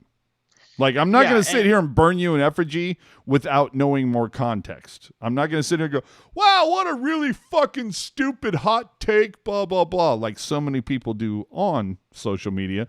My question is, please offer more context as to why that is your opinion, because right now, all evidence to the contrary. But I'm willing to listen to what you, to the receipts you have to show me. Well, and let's have fun here. Would you like to know who averaged the most shorthanded time on ice for the Sharks? Lay it on me. That would be, okay, it's Marc-Edouard Vlasic, but he's a defenseman. That's not fair. The forward variety. Of the forwards on the Sharks who averaged the most shorthanded time on ice per game, Melker Karlsson. Thank you. And now, again, one of our buddies, Alden, saying, same people tweeting that kind of crap are the ones who have their heads buried in Corsi stats. and so here's the thing. This is not to say that Melker Karlsson is the reason the penalty kill was number 1 in the league. But if you're the guy who's out there the most, chances are you have the most to do with it. Yeah, you might be decent at it. So again, as AJ likes to say, that I like to say, might be good. Yeah. So if that's the case, I'm just saying, again, I'm not going to outright say that your tweet is trash or it's a bad take or it's fucking stupid or any of the other things that people on social media say. I'm calling it out just because I would like for you to show me the receipts is all I'm saying. Like, I'm more than willing to listen to your opinion, but, give me a little more context so I can understand what you're talking about. Let's move on. The Sharks issue qualifying offers to Kevin Lebank, which we, of course, know about. Jonathan Dahlin, Tony Sund, who, if memory serves, is the only Shark on record to put a puck into his own net during the preseason. Possible. I saw it. No qualifying offers for Andrew Shortridge or Jeremy Waugh. That is a huge bummer. I will say one of the sticks that is hanging on the wall behind me is a Jeremy Waugh stick. That was a guy that I rooted for a long time. Injuries decimated that guy. You remember like Alex Stalock, what happened to him? He was able to come back. Unfortunately, Jeremy Waugh, it just seemed like every time he got healthy, something bad happened. Man, this guy. Oh, I'm telling you, the guy was so cursed. I feel so bad for that guy. And for quick callback, the Sharks actually traded up to be able to draft Jeremy Waugh. Yeah, dude, I was excited for the guy. I really was. I thought, I didn't think it was going to be the next Brent Burns or anything like that, but I was just like, maybe, I don't know, a scotch above Matt Irwin, something. I was, honestly, if you're looking at his junior hockey stats and his stats at the World Juniors, I don't think. And again, prepare yourself. I don't think a Dan Boyle comparable at the time is a totally ridiculous comparable. I don't think you're, dude. I'm right there with you. Like I thought, dude. If it wasn't for all the injuries, I think he really could have been like a reasonable Dan Boyle facsimile. Yeah, 100%. and it's brutal. You know what I mean? Like how many times do you injure like. How many players can say that they've injured the same knee like 3 times in a 4-year span? I don't know. Tomas Hertl? Like that's like I hate to draw the word luck, but that's yeah. No, I don't know. Kind of what it is. And if it wasn't for bad luck, I'd have no luck at all. Yeah, and for those who are curious, so San Jose traded a second in 2015, a second in 2016, and a sixth in 2017, Jesus, to Colorado for the pick that Jeremy Waugh was picked with. So the fact that the Sharks gave up 2 seconds and a seventh to be able to draft him, that tells you what they thought of him at the time. Yeah, no, I had high hopes as well. And I don't want to. This is not a Mirko Mueller, Ty Wishart, a Nick Petrecki situation. This is just William Wren, Taylor Doherty. Go ahead. Yeah, this is not one of those. This is just brutally bad luck. Yeah. And maybe if there's technology where maybe he can get like a robot leg or something. Oh, what do you got? The numbers? Yeah, right. Let's take it to the chat real quick. And some of these we will get into a hot minute later, but I just want to throw them out there while they're fresh in the mind. Will Jumbo sign with the Sharks this year? We will talk about that. Not. We will talk about that in a minute. Vince G, Melker, Karlsson, and Goodrow were PK staples. Yes, they absolutely were. It makes you wonder what the best thing of the Sharks from last season is going to be now that neither of those components still are in San Jose. Hello. Joe Will literally said they QO'd soon just because they could. So, yeah. I mean, why not? Sleepy Mofo. I heard Jeremy Waugh comparisons to Dan Boyle. Yeah, we just made him. Oh, what was a top 4 D-man in my NHL 18 team? I love that. I fucking love that. Kathy saying, I love Dan fucking Boyle. Who doesn't? Look at this. Oh, thanks for reminding me, fucking Dustin Brown. Let's not talk about that. Finally here, first game of Waugh's career in the queue. I got to stream and watch live. Happened to be his second knee injury. Jesus Christ. So blame me if you want. Yes, Vince, it's all your fault. Jeremy Waugh should punch you in the grill. I'm just kidding. Anyway, moving on. Again, Sharks news and notes. Suo Mella signs a 1-year, 2-way deal. The Sharks also re-signed Marleau, Middleton, Halmgewachs, and Latunov. That's going to fill out your Barracuda, people. Have fun with that. UFA RF signings, at least for right now. Stefan Noesen signs a 1-year, $925,000 contract. Jerk, can you love that contract any more than you already do? I don't think it's possible.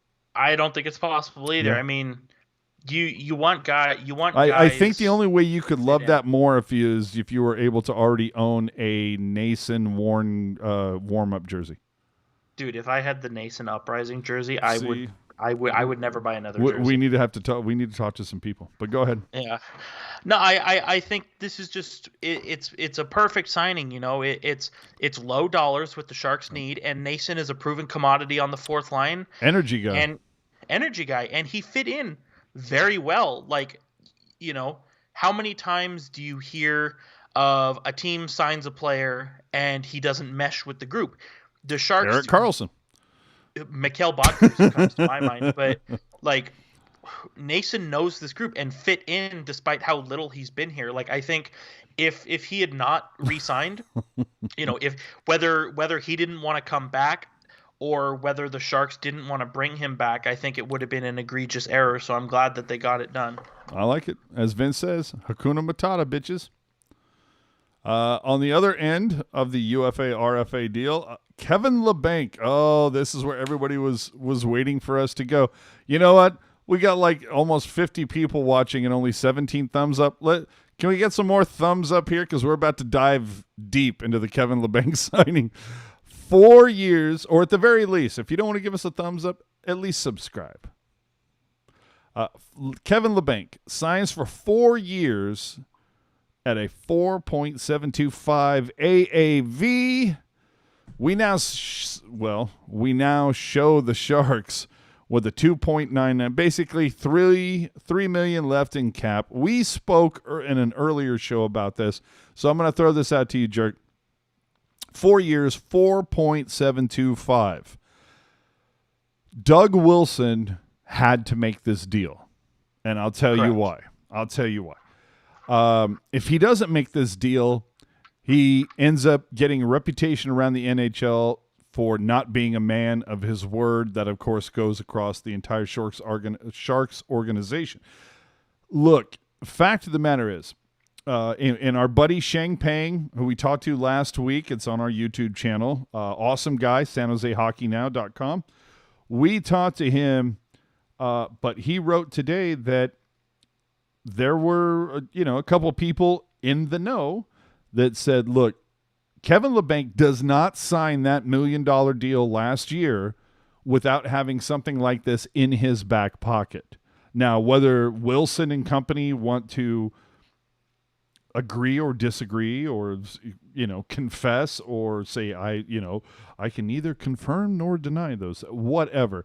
I'm apt to believe that you would not sign $1 million help the franchise out deal unless you have something in your back pocket for the future. Now, that being said, and this is something that Jerk and I have spoken about before ad nauseum, there was a group of guys for the Sharks, whether it was Couture, whether it was Hurdle, whether it was Vlasic. There are some players for the team that signed what you would call team-friendly deals. And then Evander Kane showed up. And then Erik Karlsson showed up. And both of those guys basically got exactly what they wanted. And there are a few people that get paid a lot of money to talk about hockey that speculated that fractured this locker room, especially when the Sharks came along and said, Pavelski, we don't have enough for you. To me, this deal, not only does it honor the handshake deal that Labanc and Wilson had, but it goes to show the rest of the team that, look, Couture, Hurdle, Vlasic, guys that sacrificed, got their cookies when they were promised it. Pavelski did not, but Lebank has. He got his cookies for what he did. Now, Hockey Jerk, you had some people on social media not liking this deal. There are some people in this chat who don't like the deal. Okay, so let everybody know what your take is. Okay, so a couple of points. This is going to be very unorganized because I have a lot of points percolating in my head. I know words. Oh, okay. Well, then you know what? Let's just...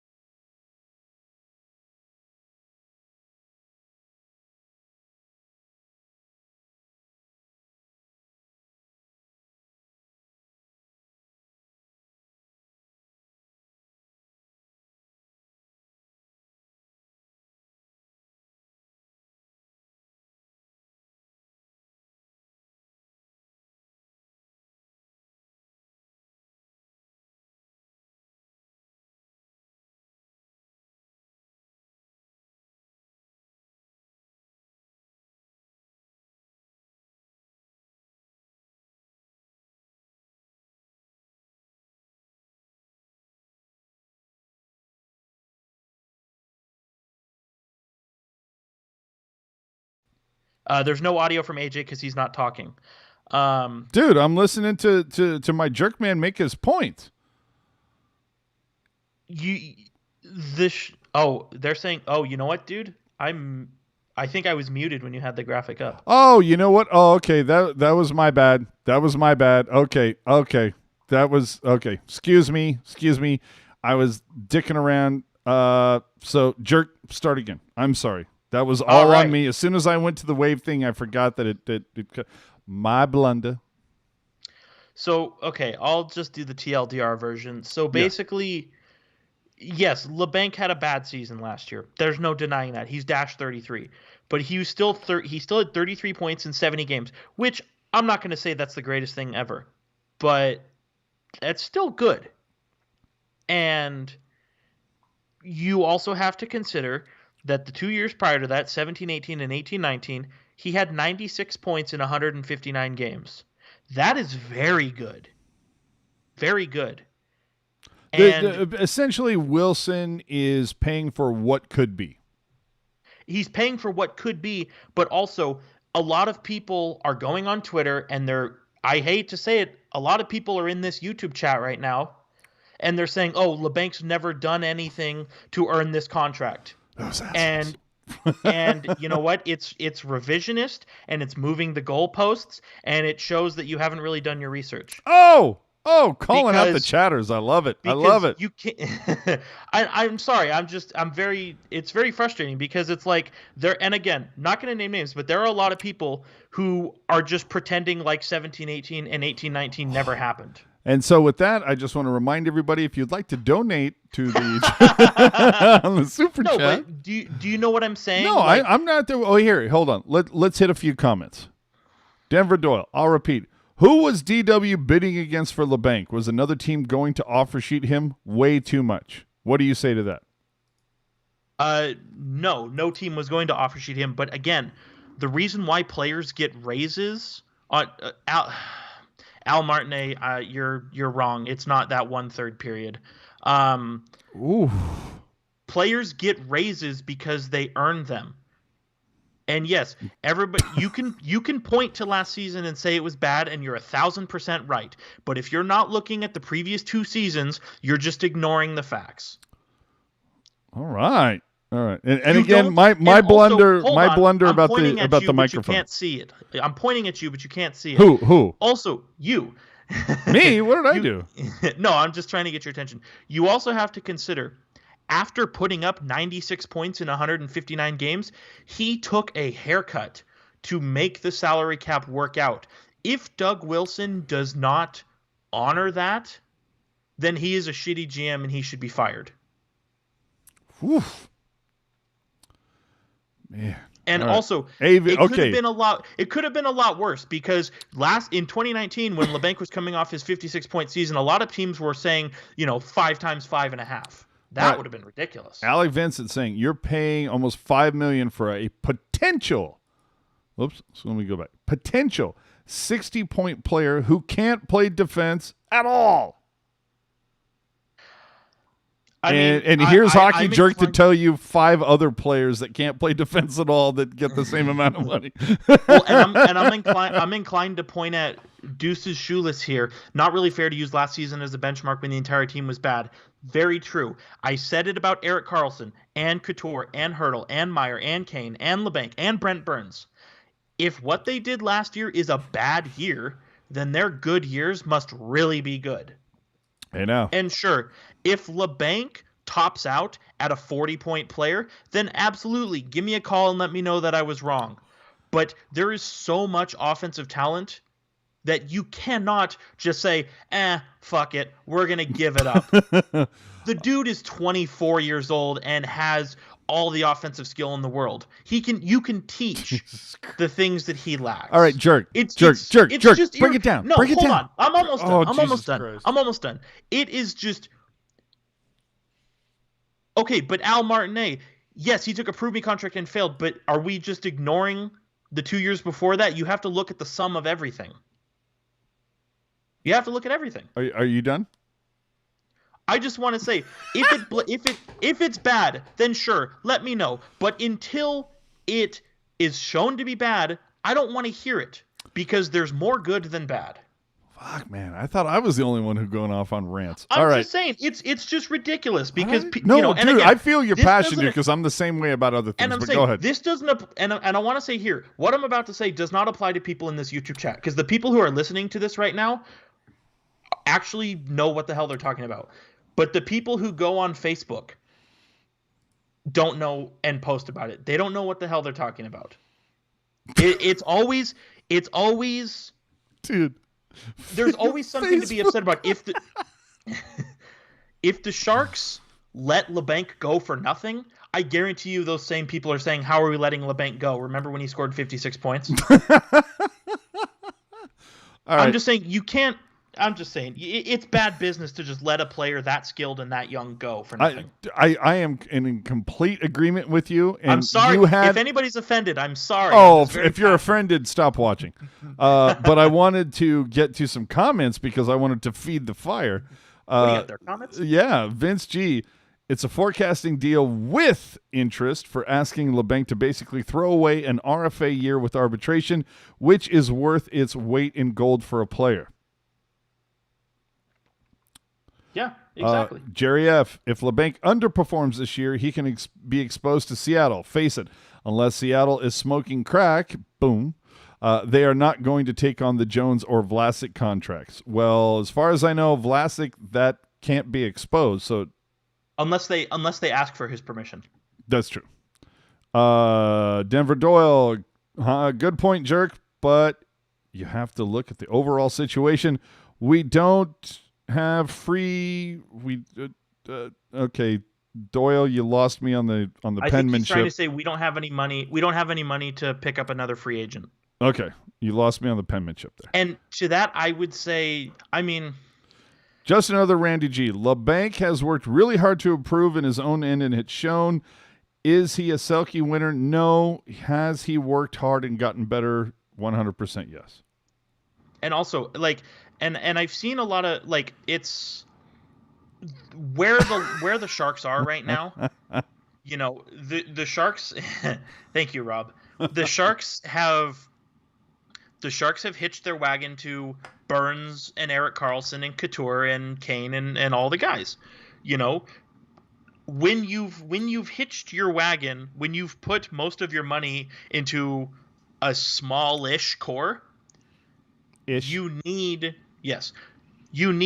guys who are making not a lot of money to step up. And I don't blame the failures of last season. I don't blame that on any of the big guys. I blame that on the guys under them for not doing their part. Well, I blame a certain amount on that on the front office for overestimating the ability of the guys in the pipeline, whether it was your Tankin, Shemolevsky, Chekovic. I mean, take your pick. I mean, the thing that I think is so funny is that when you go back and you look at opening day, the names that were touted, again, Shemolevsky, Chekovic, your Tankin. I'm trying to think of the other one. Bergman. A little bit of Bergman. Blichfeld. Blichfeld. That was another one. Hey, you know what, though? I think Blichfeld's going to be a player. Sorry. I think he could. I think he could, too. But then you look at, like, okay, well, who are the people that actually stuck around? It was Noah Gregor, who nobody was talking about before the beginning of the season. Excuse me. Okay, aside from you. Shut the fuck up. I mean, Liam Bergman. You know, there were a couple of guys that really weren't getting a lot of love and pub, and those are the guys that ended up sticking around the most. I'll say this. Oh, whip it out! When you say that the front office over expected from those guys, you're 100% right. Yes. But at the same time, and again, you have to think about it in the moment, right? Sure. In that moment, those expectations were not unrealistic.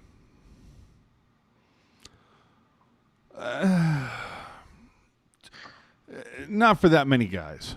I mean, you got expectations for one or two guys, like a Mario Ferraro, and he not only meets but exceeds them. I was gonna say, yeah, he was, yeah. You know, but then there's other guys who just go, yikes. Well, and this to really paint a picture as to how much of a disaster. All these comments and not a single donation. You cheap bastards. I'm kidding. All of the how about this? If you donate $1 to Tealtown USA on Venmo, I'll follow you on Twitter. Hey now, Denver Doyle. What is the goal for this team? Are we a playoff contender or a team in denial of a rebuild? If you listen to Jerk, he will say that we are a playoff contender. If you listen to me, I will say that we are in denial of a rebuild. You don't rebuild with the players you have on the roster. You have to. Now, again, I'm not going to sit here and tell you the Sharks are a playoff team, but with the guys they have under contract, they have to try to be. All right. We have to move on. Dude, we are pushing 2 hours. This was dude, I told you, dude, this is our last podcast of the season. We're emptying the tank. Oh, is that what it is? Okay. Yeah, apparently. All right. Although my hard out is at 10:30, so let's hurry it up. Yeah, that's what I'm saying. Jesus Christ. For those of you enjoying all of this, you're welcome. Another thing, and we'll get back to the chat comments. So if we didn't get to your comment and you still want us to address it, donate $1, Tealtown USA. Well, I was going to say, yeah, throw a super chat in there. Send it to me on Venmo at Tealtown USA. But we will get to some comments towards the end. Oh, wait a minute. Hold on. I just got a notification. Boom. Super chat from Randy G. And you know, whenever you super chat us, it supersedes anything that we're talking about and immediately goes up. Super chat $2 from just another Randy G. Hey now. And Randy G, I say to you, hey now. Jerry coming in hot. Oh, Jerry coming in hot. Hey now. Look at this. You guys rock. Sharks fam is awesome. Booyah. That, you know what? That comment, it needs to be more than one hand. That is too much rock for one hand. We go boom. Ugh. Wow. That's what I'm saying. It's crazy. It's crazy. The Sharks are reportedly negotiating with Patrick Marleau. What a big fucking surprise that is. Yeah, as foreseen by you like 8 months ago. Yeah. Well, not even foreseen. I mean, if you go back and look, when Patty was... Well, here's the really funny thing, and I'll just throw this out there. Throw it out. I'm going to throw it out. September of 2019. Yep. I don't know if Alden is still watching. We might have already put his ass to sleep, but I was actually with Alden at a Sharks practice, and Patrick Marleau walked out, and he took a photo with Alden. He was nice enough to sign a jersey for me and a couple other photos, and just super duper cool. And I straight up asked him at the time, "How are things looking? Are you coming back?" And as nice as he is, he goes, "Yeah, it's not looking good. I don't think it's going to happen." And then he was working you, dude. Yeah, I guess so. He was, blowing smoke up the tailpipe, I guess. I don't know. But we all know what happened is, of course, 3 games into the season, somebody fetch me Patrick Marleau. Let's get him in here. So we know what happened. Anyway, when Marleau was traded to Pittsburgh, and this is the kind of funny thing, if you rewind the clock back to September of 2019 and you were talking to Doug Wilson, it was a lot of, like we feel like we're beyond the Thornton Marlowe. Well, Thornton was part of the team, but it's like, we're on to the next thing, blah, blah, blah. And, all the things. We appreciate everything Marlowe did for us and yada, yada, yada. And then what happens? They drop 3 straight. Patty's in town. Yes. Get Patty in here. So and like Jerk and I were just talking about, the Sharks front office vastly over-evaluated the prospects that were coming in, and so they said, well, Patty's a proven commodity. Come home, Marleau. So anyway, when Patty was dealt to Pittsburgh for the pick, Wilson... The pick that turned into Ryan Donato, by the way. Yes. Thank you for that. Wilson, funnily enough, like I said, it was like, oh, we're beyond the Marleau era. It's time to move on and blah, blah, blah. And then fast forward when the deal with Pittsburgh happens, and all of a sudden it's like, well, Patty will be back next year, so it's not a big I get so much such a kick out of that. And let's be honest. I loves me some Patty. Dude, literally is sitting right here on this huge fucking picture behind me. Loves me some Patty Marleau. The thing is, let me ask you this honestly, fucking honestly, if Patrick Marleau, by playing next season and breaking, who is it? Is it Gordie Howe? Whose record is he breaking for most Gordie games? Howe. Yeah, Gordie Howe. So if you're going to tell me if Marleau was not on track to break Gordie Howe's record next season, do you think the Sharks would even be entertaining the idea of re-signing him? Probably. Really? Yeah. Like you said, he's a known commodity. At this point in his career, he's cheap. And this is kind of what we were talking about before, where it's like, I've seen in the chat, is Joe Thornton coming back? I say I hope not, because he's clearly missed a step, number one. Number two, not missed a step, lost a step, excuse me. Number two, he's still a little sour grapes about the whole trade deadline snafu last year, which is fine. Hold on, we're talking about Marleau. No, I know, but the point I'm trying to make, I'm reaching around here, is that Patrick Marleau, he's not going to score 28 goals anymore, but for being 42 years old, 41 years old, is still he's an elite skater. He's good for 10 goals, plays center, plays wing. Like, the Sharks would be dumb not to bring him back, because I said earlier, and again, I was on the front parade float of don't bring Patty back. But I think he's the type of guy you want. He's cheap. He's NHL caliber. Still got center, wheels. Winger. He's got it. Bring him back. It's a cheap option. And you know what? If the Sharks suck again, trade him again. Yeah. hey, if you can get some picks. Alden pointing out, Patty couldn't have been nicer that day. Vince saying he will throw down 25 for a jerk face reveal. Good luck with that. I mean, hold on. Does that say 25 or 25K? My eyes are a little suspect. Anyway, so we'll see what happens with Marleau. I think most fans would expect. Now, look, I'm not trying to say that Marleau would not bring anything to the Sharks. I mean, he's still going to, like Jerk just illuminated to, dude still got wheels. He can still motor. He has some things to bring to the party. Does the fact that he's going to break Howe's record as most games ever played factor into it? I would think it has to. It's a financial thing. Also throw into that the fact that the Sharks seem to be moving towards their own merchandising. It's like I've been, how long have I been screaming about Fanatics being involved in that? It seems like over this COVID break, the Sharks are moving. That if you look at the Sharks on Facebook, they're promoting things where it's like exclusive to the Shark Tank. Well, if it's exclusive to the Shark Tank, that means Fanatics has nothing to do with it. So feels like the Sharks are moving that way. I would love that. And you know what would make the team a decent amount of coin is if locally they had like these beautiful shirts that says, Patrick Marleau, X amount of games played, or, record broken, or whatever it is. The Sharks can make a lot of cash from merchandising off of the fact that Marleau has broken that record. I think that enough.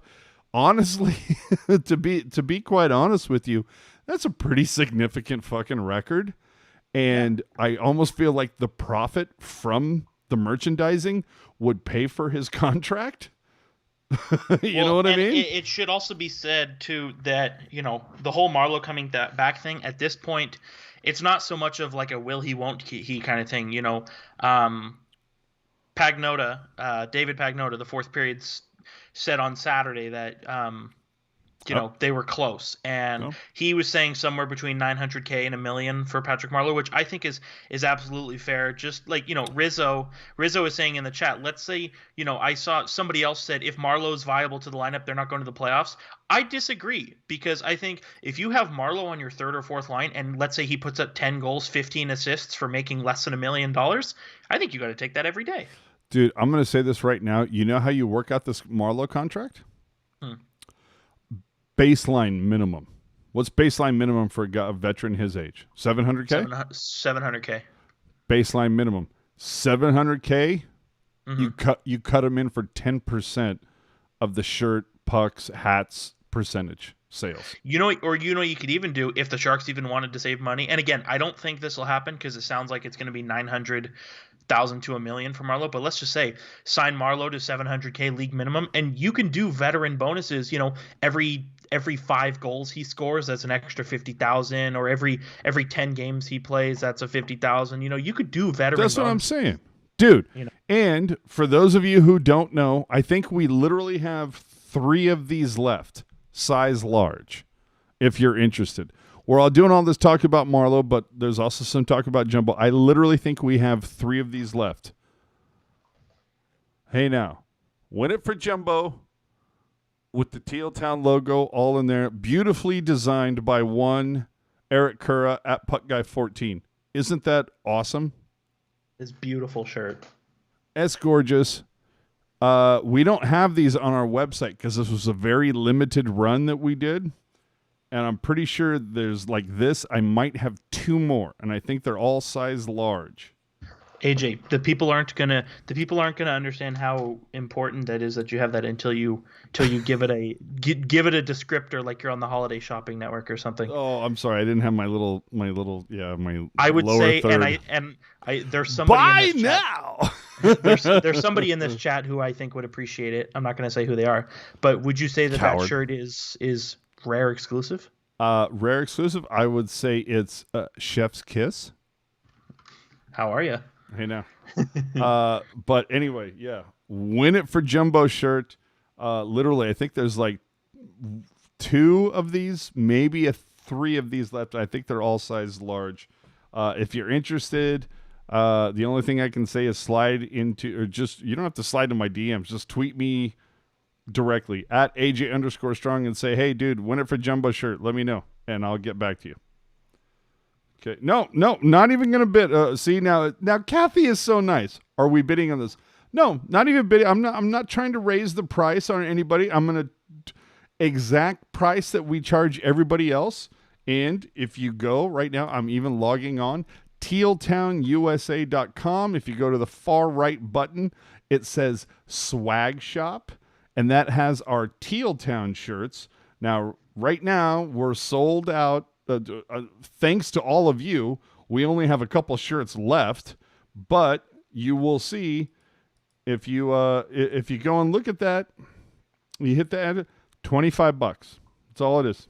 $25 plus shipping, but $25 unless you're local. If you're in San Jose or if you're in the Bay Area, if you'd like to pick it up, I'll meet you. We'll go have Pete's coffee, and you can pick one up. Fan exclusive with AJ Strong. That's what I'm saying. You come and pick it up. You know what I'll throw in? Teal Town USA coaster signed by Sue Amella. Right there. I'm telling you, the stuff that I have to give away, you have no idea. But anyway, so yeah, if you're interested in one of the last, if you're interested in one of the last Win It for Jumbo shirts, again, very limited run. John Root owns one. We have a photo of him wearing his. And Brody Brazil also has one. So if you'd like one, again, there's only a couple left, but hit me up on Twitter. We'll hook you up. I'm sorry, Jerk. What did you have to say? I was going to say, if we want to talk about things to give away. 2 fucking hours. Okay, go ahead. I know. This is the last thing. We can get out of here. No, I still got more. If you happen to be March 9th, 2019, that was Teal Town USA Day at the Tank. St. Louis Blues and Sharks beat the St. Louis Blues in overtime. Puck up there about that. And then the Barracuda played somebody. Probably Bakersfield or something. And if you were at that game and participated in the Teal Town USA Day at the Tank festivities, and you are interested in winning free swag, there may be a warm-up puck from that Sharks game with your name on it. Hey now. Just saying. Hey now. How do you win that remains to be seen, but it's out there, so keep your ear to the ground. Yes. Let's get into it. Illuminato. Speaking of Jumbo, does he come back? I hope not. Oh, no. That was not the question. It's nobody gives a shit what you hope. Does he come back? If you were going to take some fat cash out your fat wallet and you have black or red. Red is Jumbo comes back. Black is he leaves. Where are you putting your cash?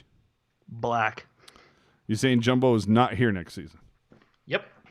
I am with you.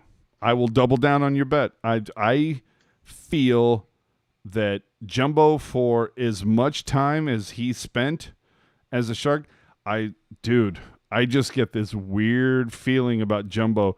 He is still so pressed that he saw Marleau get dealt He saw Dylan get dealt, both of them to teams that were, on the trajectory of winning it all. He saw Goodrow get dealt and eventually win the thing.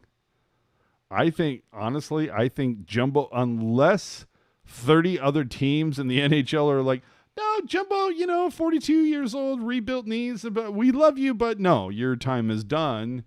Then the Sharks go, sure, we'll take you back on. No, I think Jumbo is like, honestly, I think he's like, fuck you. And it wouldn't be surprising to me whatsoever. This to me will be the the kind of harbinger of doom, if you will. If Jumbo signs for whatever reason with a Tampa or with Boston, give me a name or two that are projected to win the Cup. Avalanche. Yes, Colorado. That is a perfect example. Washington, even.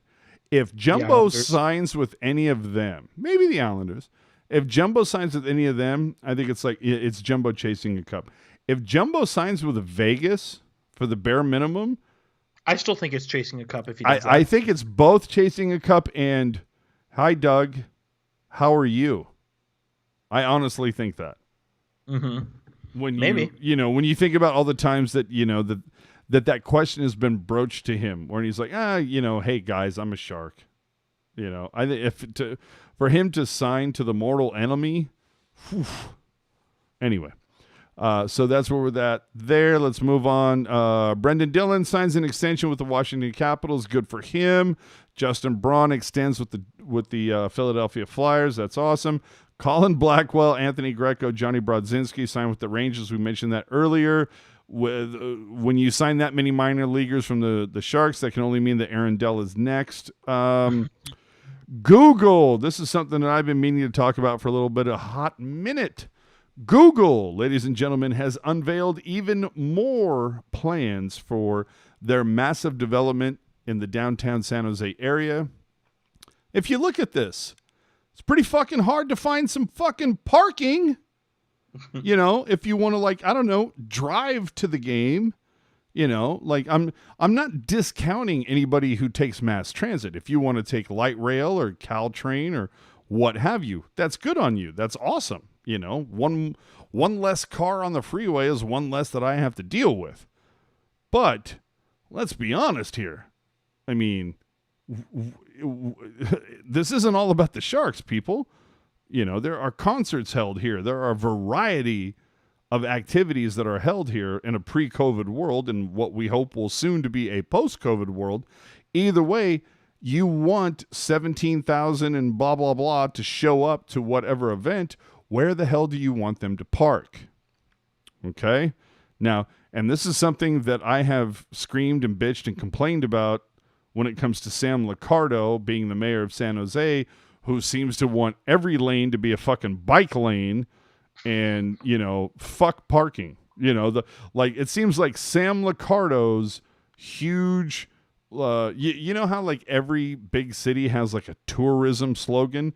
Sam Liccardo seems to be, come to San Jose, don't drive. That seems to be his big thing. Now, here's the thing I want to point out to everybody. When looking at this illustration and noticing that there is next to no parking, let me tell you this. John Totora. Oh, we miss him. He was so fun. John Totora, we talked to him a while back, and he said in one of our previous talks that the Sharks actually have to sign off on some of these things for them to actually happen. Funnily enough, when these are mentioned in SanJoseInside.com or the Mercury or whatever, that little key piece of information is never mentioned. Now, I'm not sure why that is. Seems to be a pretty significant piece of information. Now, I don't know if this is a case of it's because Google or San Jose is trying to sell this whole project to whatever developer. But let me tell you this. I'm going to be talking to Jonathan Becker. Head honcho, Big Cheese, El Jefe, of the San Jose Sharks, if you will, about this very thing in the next week or so, and that will be, of course, on our YouTube channel, Tealtown USA. You'll find it on our website, tealtownusa.com. But I plan on talking to Jonathan about this very soon because this is something that means a lot to me. I am not a public transit person. I respect it. I like it. I like what it means. But I am a person who grew up behind the wheel. I like coming and going as I please. I don't enjoy being on somebody else's schedule. And I really would hate it if I had season tickets to a Sharks game that I would have to leave early if a game ran long or went into OT because that's the last Cal train that I can catch to go home. That would suck. So that's something that I definitely want to know more about. So that's why I threw that out there. Let's finish up. Jesus Christ. A tight 45 ran into like 3 45s? Yeah, you're right. You're right. Okay, so anyway, that's coming. Final thoughts here. The Hockey Diversity Alliance has parted ways with the NHL, questioning the league's commitment to inclusion for Black people, Indigenous people, and people of color, as predicted by us on show 103. Again, we're on show 111. We predicted this back on 103. And the reason why I say that is because whether it was the murder of George Floyd, just all the things that had happened prior to that, it's one of those things where it's like there is absolutely outrage for about 6 weeks, and then everything moves. We're in the 24-hour news cycle, and it's like, oh, look at that. There's another new thing to be outraged about. Are you shocked by this at all, Jerk? No, I'm not, and it's unfortunate that they're parting ways with the NHL because I feel like this was a really good opportunity for the NHL to do the right thing, and that's not to say that they aren't. They aren't. The press release they put out a few weeks ago about everything they're doing for diversity and fighting racism and everything like that. It's all very commendable and it's all very good stuff. I just wish that they would have linked up with the Hockey Diversity Alliance just because it's made up of their players. Yeah, you're right. But again, like I said, we talked about this 8 shows ago. Brought it up. It's like, let's see how long this movement lasts. Because based on history, it seems to be this, well, what's the next thing to be outraged about? We're bored by this. And that's sad. But it is where it is. It'll be interesting to see how Evander Kane and Dumba and who's the guy that retired, I think, that was with Kane? It's Akeem Aliu. Yeah. So it'll be interesting to see how their reaction is to all of this if they say anything publicly. I'm interested. But anyway, let's move on to our, some rants, if you will. And these are the most fun. I think me and Jerk are probably going to have fun tag teaming these. There was a tweet. Let's throw it in. The tweet of the week. Do we have a video for this? Let's find out. We're going to see. Let's see. Here we go. Did it go?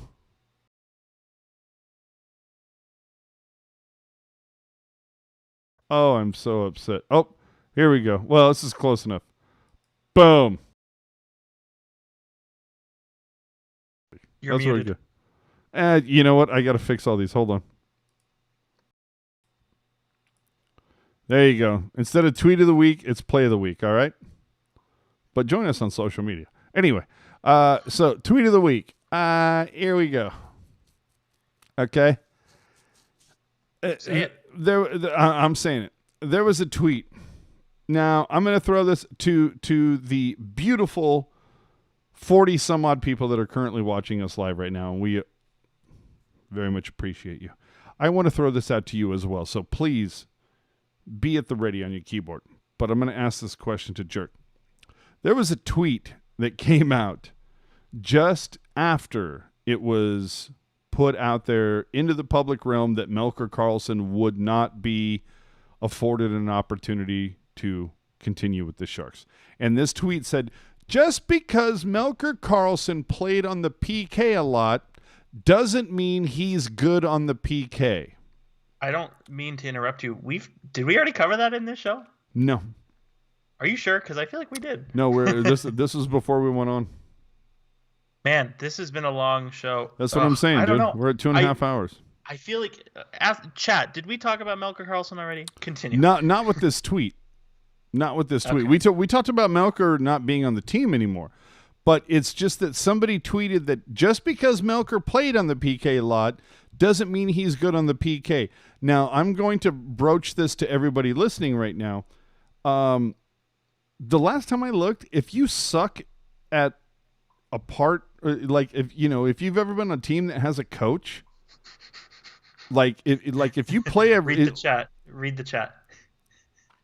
What, did we already talk about this? Yeah, we did. I'm sorry. Yeah, okay. It's been so long. Well, see, here's the thing. Well, because it's been a 2.5 hour show. Yeah, we talked about it off air. We talked about it off air. Then we talked about it on the show. The show's also been long, so yeah. That's okay. My blunder. In the words of Jerk, my blunder.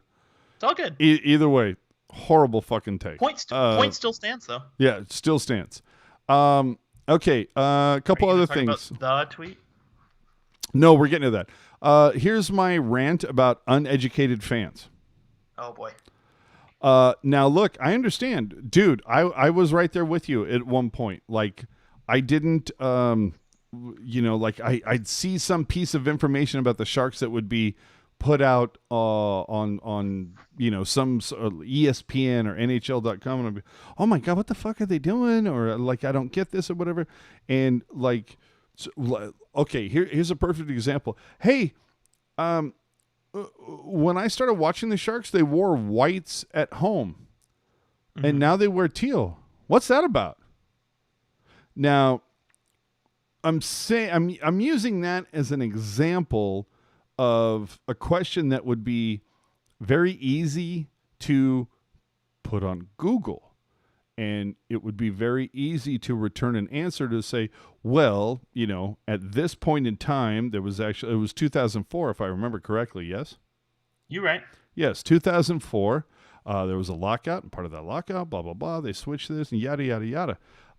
So my point is, sometimes people, and I want to say particularly on the Sharks fan Facebook page, try just before you decide to post something there, especially when it's a question, maybe try Google first, and you might get your answer. I want to throw that out there. This is just like a tip, a life tip, a life hack, if you will. Just throwing that out there. Skylar, our bro, you talked Melker, not the tweeter. Oh, so we did talk about Melk, not the tweet. Okay, but so yeah, like I said, very silly tweet that said, Melker was always on the PK, but he wasn't a good PKer. That literally is an oxymoron. Okay. Finally here. Okay, so as much talking as Jerk did, and I'm not lamenting. I mean, everything Jerk said earlier. I mean, dude was Johnny on the fucking spot. Was he not on his assessment of free agency? I think so. Okay. Oh, I think you nailed it. But here's a thing for me before we leave. Best 2.5 hour show ever. Anyway. So, NHL Draft night. Help me out here, if you will. What am I helping you with? Sharks drafted pretty late, yes?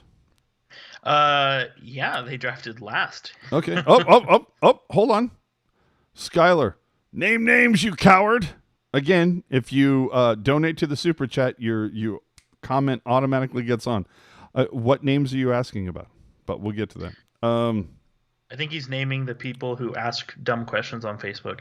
Oh, but man, that's an awful lot of it. Dude, it's going to take more than $2 to get that list out of me. It's also going to take more than 2 hours. Yeah. So anyway, the night of the first round of the draft. I'm sorry. What did you say? The Sharks drafted 31st.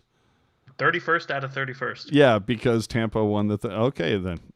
So anyway, we saw the Sharks take one Ozzy, and I'm going to butcher the last name. Help me out, jerk. Weisblatt? Yep. Okay. The Sharks took Ozzy Weisblatt. Now, if you remember what happened in that moment, Doug Wilson Jr. signed Ozzy's first name. Now, I'm not going... I mean, I think it was something about this and this with this. So that one you just did, that last one you did is Y. This? So that's Y. And then the letter Y. And so then when you double do, swipe, so it's Z's, yeah, so right? you make for Z you make essentially a Z formation with your finger. So he did it twice, like okay. Draw it out kind of thing. Jesus Christ. Okay, I'm not going to get into the part. It doesn't matter. What matters here is that Doug Wilson Jr. took the time and the wherewithal to know how to sign out Ozzy's first name because his parents are deaf. All his right. Mom is. His mom. I'm sorry. His mom. And I do want to be factually accurate, so thank you. I literally put in the tweet when that happened. We took a screen or a GIF of Doug Wilson Jr. making that selection, doing the sign, and I posted it on the Teal Town USA account, putting Doug Wilson Jr. selects Ozzy with their pick, follows it up with gang signs. Then under that, I put, we're only kidding. This was a heartfelt and touching moment, hashtag Sharks. Literally threw in to my tweet, I was kidding. The gang signs thing is a joke. Figure it out. And so anyway, a couple people decided that this was going to be the hill that the social justice warriors were willing to die upon. And so there were two in particular. And so for that, I just want to say, for the one particular social justice warrior that decided to tell me something along the lines of, bro, you should delete that or whatever. Despite, again, the fact putting into the tweet, I was just joking. I was kidding. Like, it literally said, only kidding. This was a touching and heartfelt moment. It's literally what it said in the fucking tweet. But this person decided to open their fucking mouths and say, I'm here to be the warrior for social justice and you should delete your tweet. This same person was absolutely fucking silent when a coworker, if you will, a friend, tweeted a lot of fucking hyperbole that ended up being proven ridiculously wrong, and they were absolutely silent during the entire thing. Didn't say a fucking word. So when you like that, hard for me to take you seriously. I can't do it. Can't respect anything you have to say when you do that. At least, as far as I know, you actually use like an actual photo of yourself on Twitter in your account. So respects for that. But when you're complicit in something that's far worse than what you're complaining about later, it's a hard road to hoe, my friend. The other person who came for us, I find it laughable that this person would like consider themselves the moral compass of Twitter while they cyberstalk Sharks accounts and just talk shit nonstop. I mean, they literally screenshot tweets and talk smack instead of tweeting them directly or naming them. So I'm sorry, bro. I can't take you seriously if you don't have the balls to actually retweet people. And the thing is that somebody have pointed out where, well, maybe they're like taking screen caps with a burner account and then posting it that way. Well, why are they doing it with a burner account? Because those accounts blocked them. Because they were a troll. I'm just saying. So, it's hard for me to take seriously anybody who like lobs smack from the cheap seats while hiding behind an avatar. Everybody, dude, What are you trying to say? I'm just, well, but see, here's the whole thing. I know you. I met you. Sure. Okay. And I understand your facade, if you will. I know words. I have the best words. But the thing is, people, myself, Eric, our faces are on our avatars. We do a live show where we're on camera after every fucking Sharks game, every Sunday, during the hockey season. People know what we fucking look like, and they know our names because we put it on there. So it's a little agitating when somebody who's going to sit there and try to like lob smack and try to talk shit, and it's like, really? Have a beer with me. Say this to my face. Like, it's like, dude, I'm not a violent person. It's like, I'm not going to say, like, if you say one bad thing, I'm not going to fucking clock you. Like, it's just like, dude, you got a problem with me?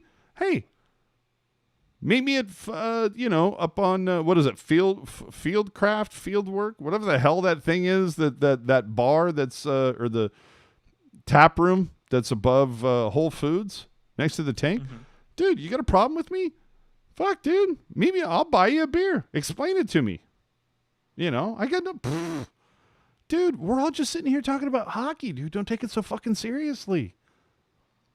But there's just this idea where it's just like, dude, if you have a problem with me, go just say it directly. Like, why are you going to screen cap what I tweet and then post it, but not tell me, it's like, oh, okay, well, here, let me screen cap, you screen capping somebody else and telling you what a coward you are. You know what I mean? But I'm not going to at you. You know what I mean? It's just this, it's like fucking elementary, junior high bullshit. So my whole thing, and I think we kind of learned this from Brody. If you're not going to don't say something on Twitter that you wouldn't say to somebody else, to their face. And I guarantee you, the two people that came at me for that tweet don't have the balls to say it to my face. Go and look at my tweets. Pretty fucking honest. Just saying. Luminato. He got it right. Fieldwork Brewery. Thank you. Cookie for you. Cookies. Hold on. What is this? Well, hold on. What's Vince talking about? What did I walk back into? What happened? Exactly. So anyway, yeah, we got side railed, but hey, best 2.5 hour show ever. Mm-hmm. Sure. We got into, you probably don't need to listen to the last half hour of this, but other than that, first 2 hours I thought were very solid. We got into a lot of different things. Mm-hmm. So other than that, what's next? I know we're going to be talking with Jonathan Becker very soon, and one of the things that I definitely want to talk about, I don't know if you looked at Jonathan Becker's Twitter lately. Earlier tonight, he talked about 10 miles of pipe going into the bottom of SAP Center to make sure that the Sharks have a much better ice surface going forward. That is awesome. You got to give it up to the San Jose Sharks. They have used this off time from COVID to make a shit ton of upgrades that they never would have been able to make, without ruining a lot of dude, when you're tearing up the floor, it's really hard to say, okay, by the way, Taylor Swift's going to be here next week. Like, you got to have people, you got to have places for people to stand for a concert, last time I looked.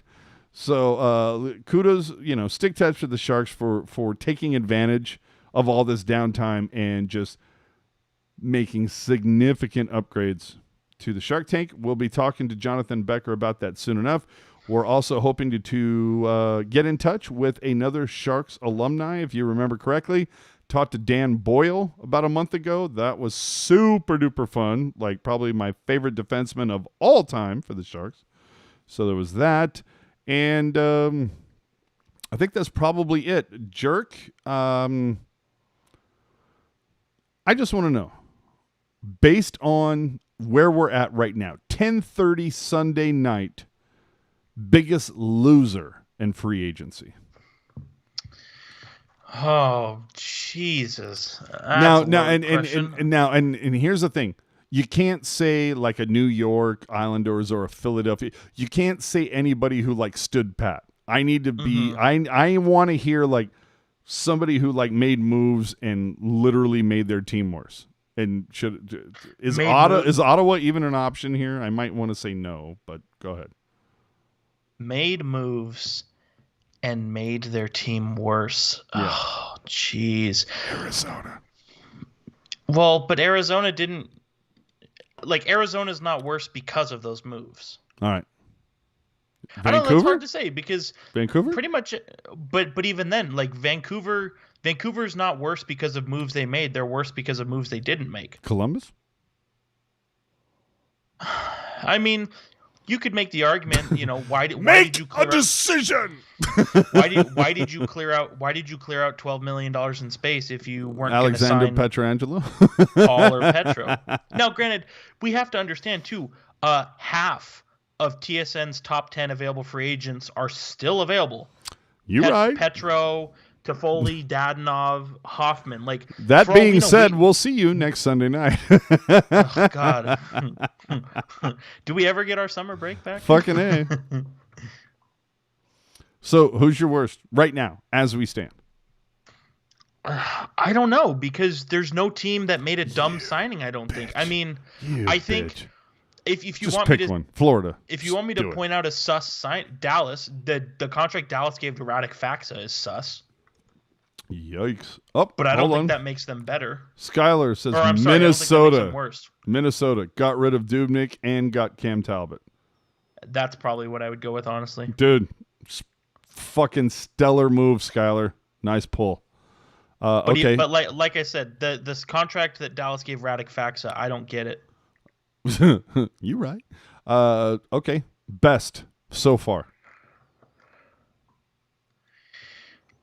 Most improved, if you will. Edmonton. Dude, no. Colorado, Sod. Go Colorado. That was a trade. I don't care. No. I'm talking, dude. I'm just talking over like the last week, whether it's free agency draft or whatever. I don't care. Who got better? Who is significantly better? Edmonton. Really, Edmonton is better than Colorado. They're not better than Colorado, but they're better than last year's Edmonton. They improved themselves that much more than this year's Colorado? See, Dude, boy. Colorado was a wagon without Brandon Saad. Okay, you're right. Well, then what about Calgary? I'm not sure yet. You got to think, though, that they significantly improved themselves of last year.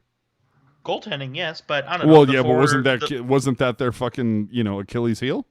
True, but we'll see how those forwards come back. Yikes. All right, so that's it, boys and girls. Get us the hell out of here. That's all I'm saying. So here's 20 minutes with Sheng Peng. I'm kidding. Oh, we did that last week. All right, so thank you so much for enjoying the ride. And there was a lot of you that hung on, and we appreciate that. You can find us on YouTube, Twitter, Instagram, Facebook, and Reddit, all of them at Tealtown USA. If you ever miss a show, you can always find it on your favorite podcast catching platform on YouTube and at Tealtown USA. So with that, we thank you very much for joining on the ride. We'll probably pop on to Discord for maybe about half an hour or so. If you don't know how...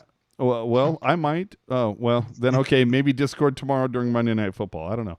I like that idea. There you go. We might have to do some Discord tomorrow during Monday Night Football. There'll probably, if we're lucky, a couple more moves. Maybe Pietrangelo will finally decide where the hell he's going. We can talk about that. Petro was here this weekend. And when you say here... I mean Las Vegas, which is where I live. Yeah, that's what I'm saying. So you got to let the people know. Not everybody knows, yo. So thanks for coming out, boys and girls. We will see you whenever next time may be. Again, we've got an interview with Becker coming up, and hopefully going to be talking to some alumni and other things in the pipeline until Sharks hockey begins again. Thank you very much for showing up for episode 111. Adios. Goodbye. See ya.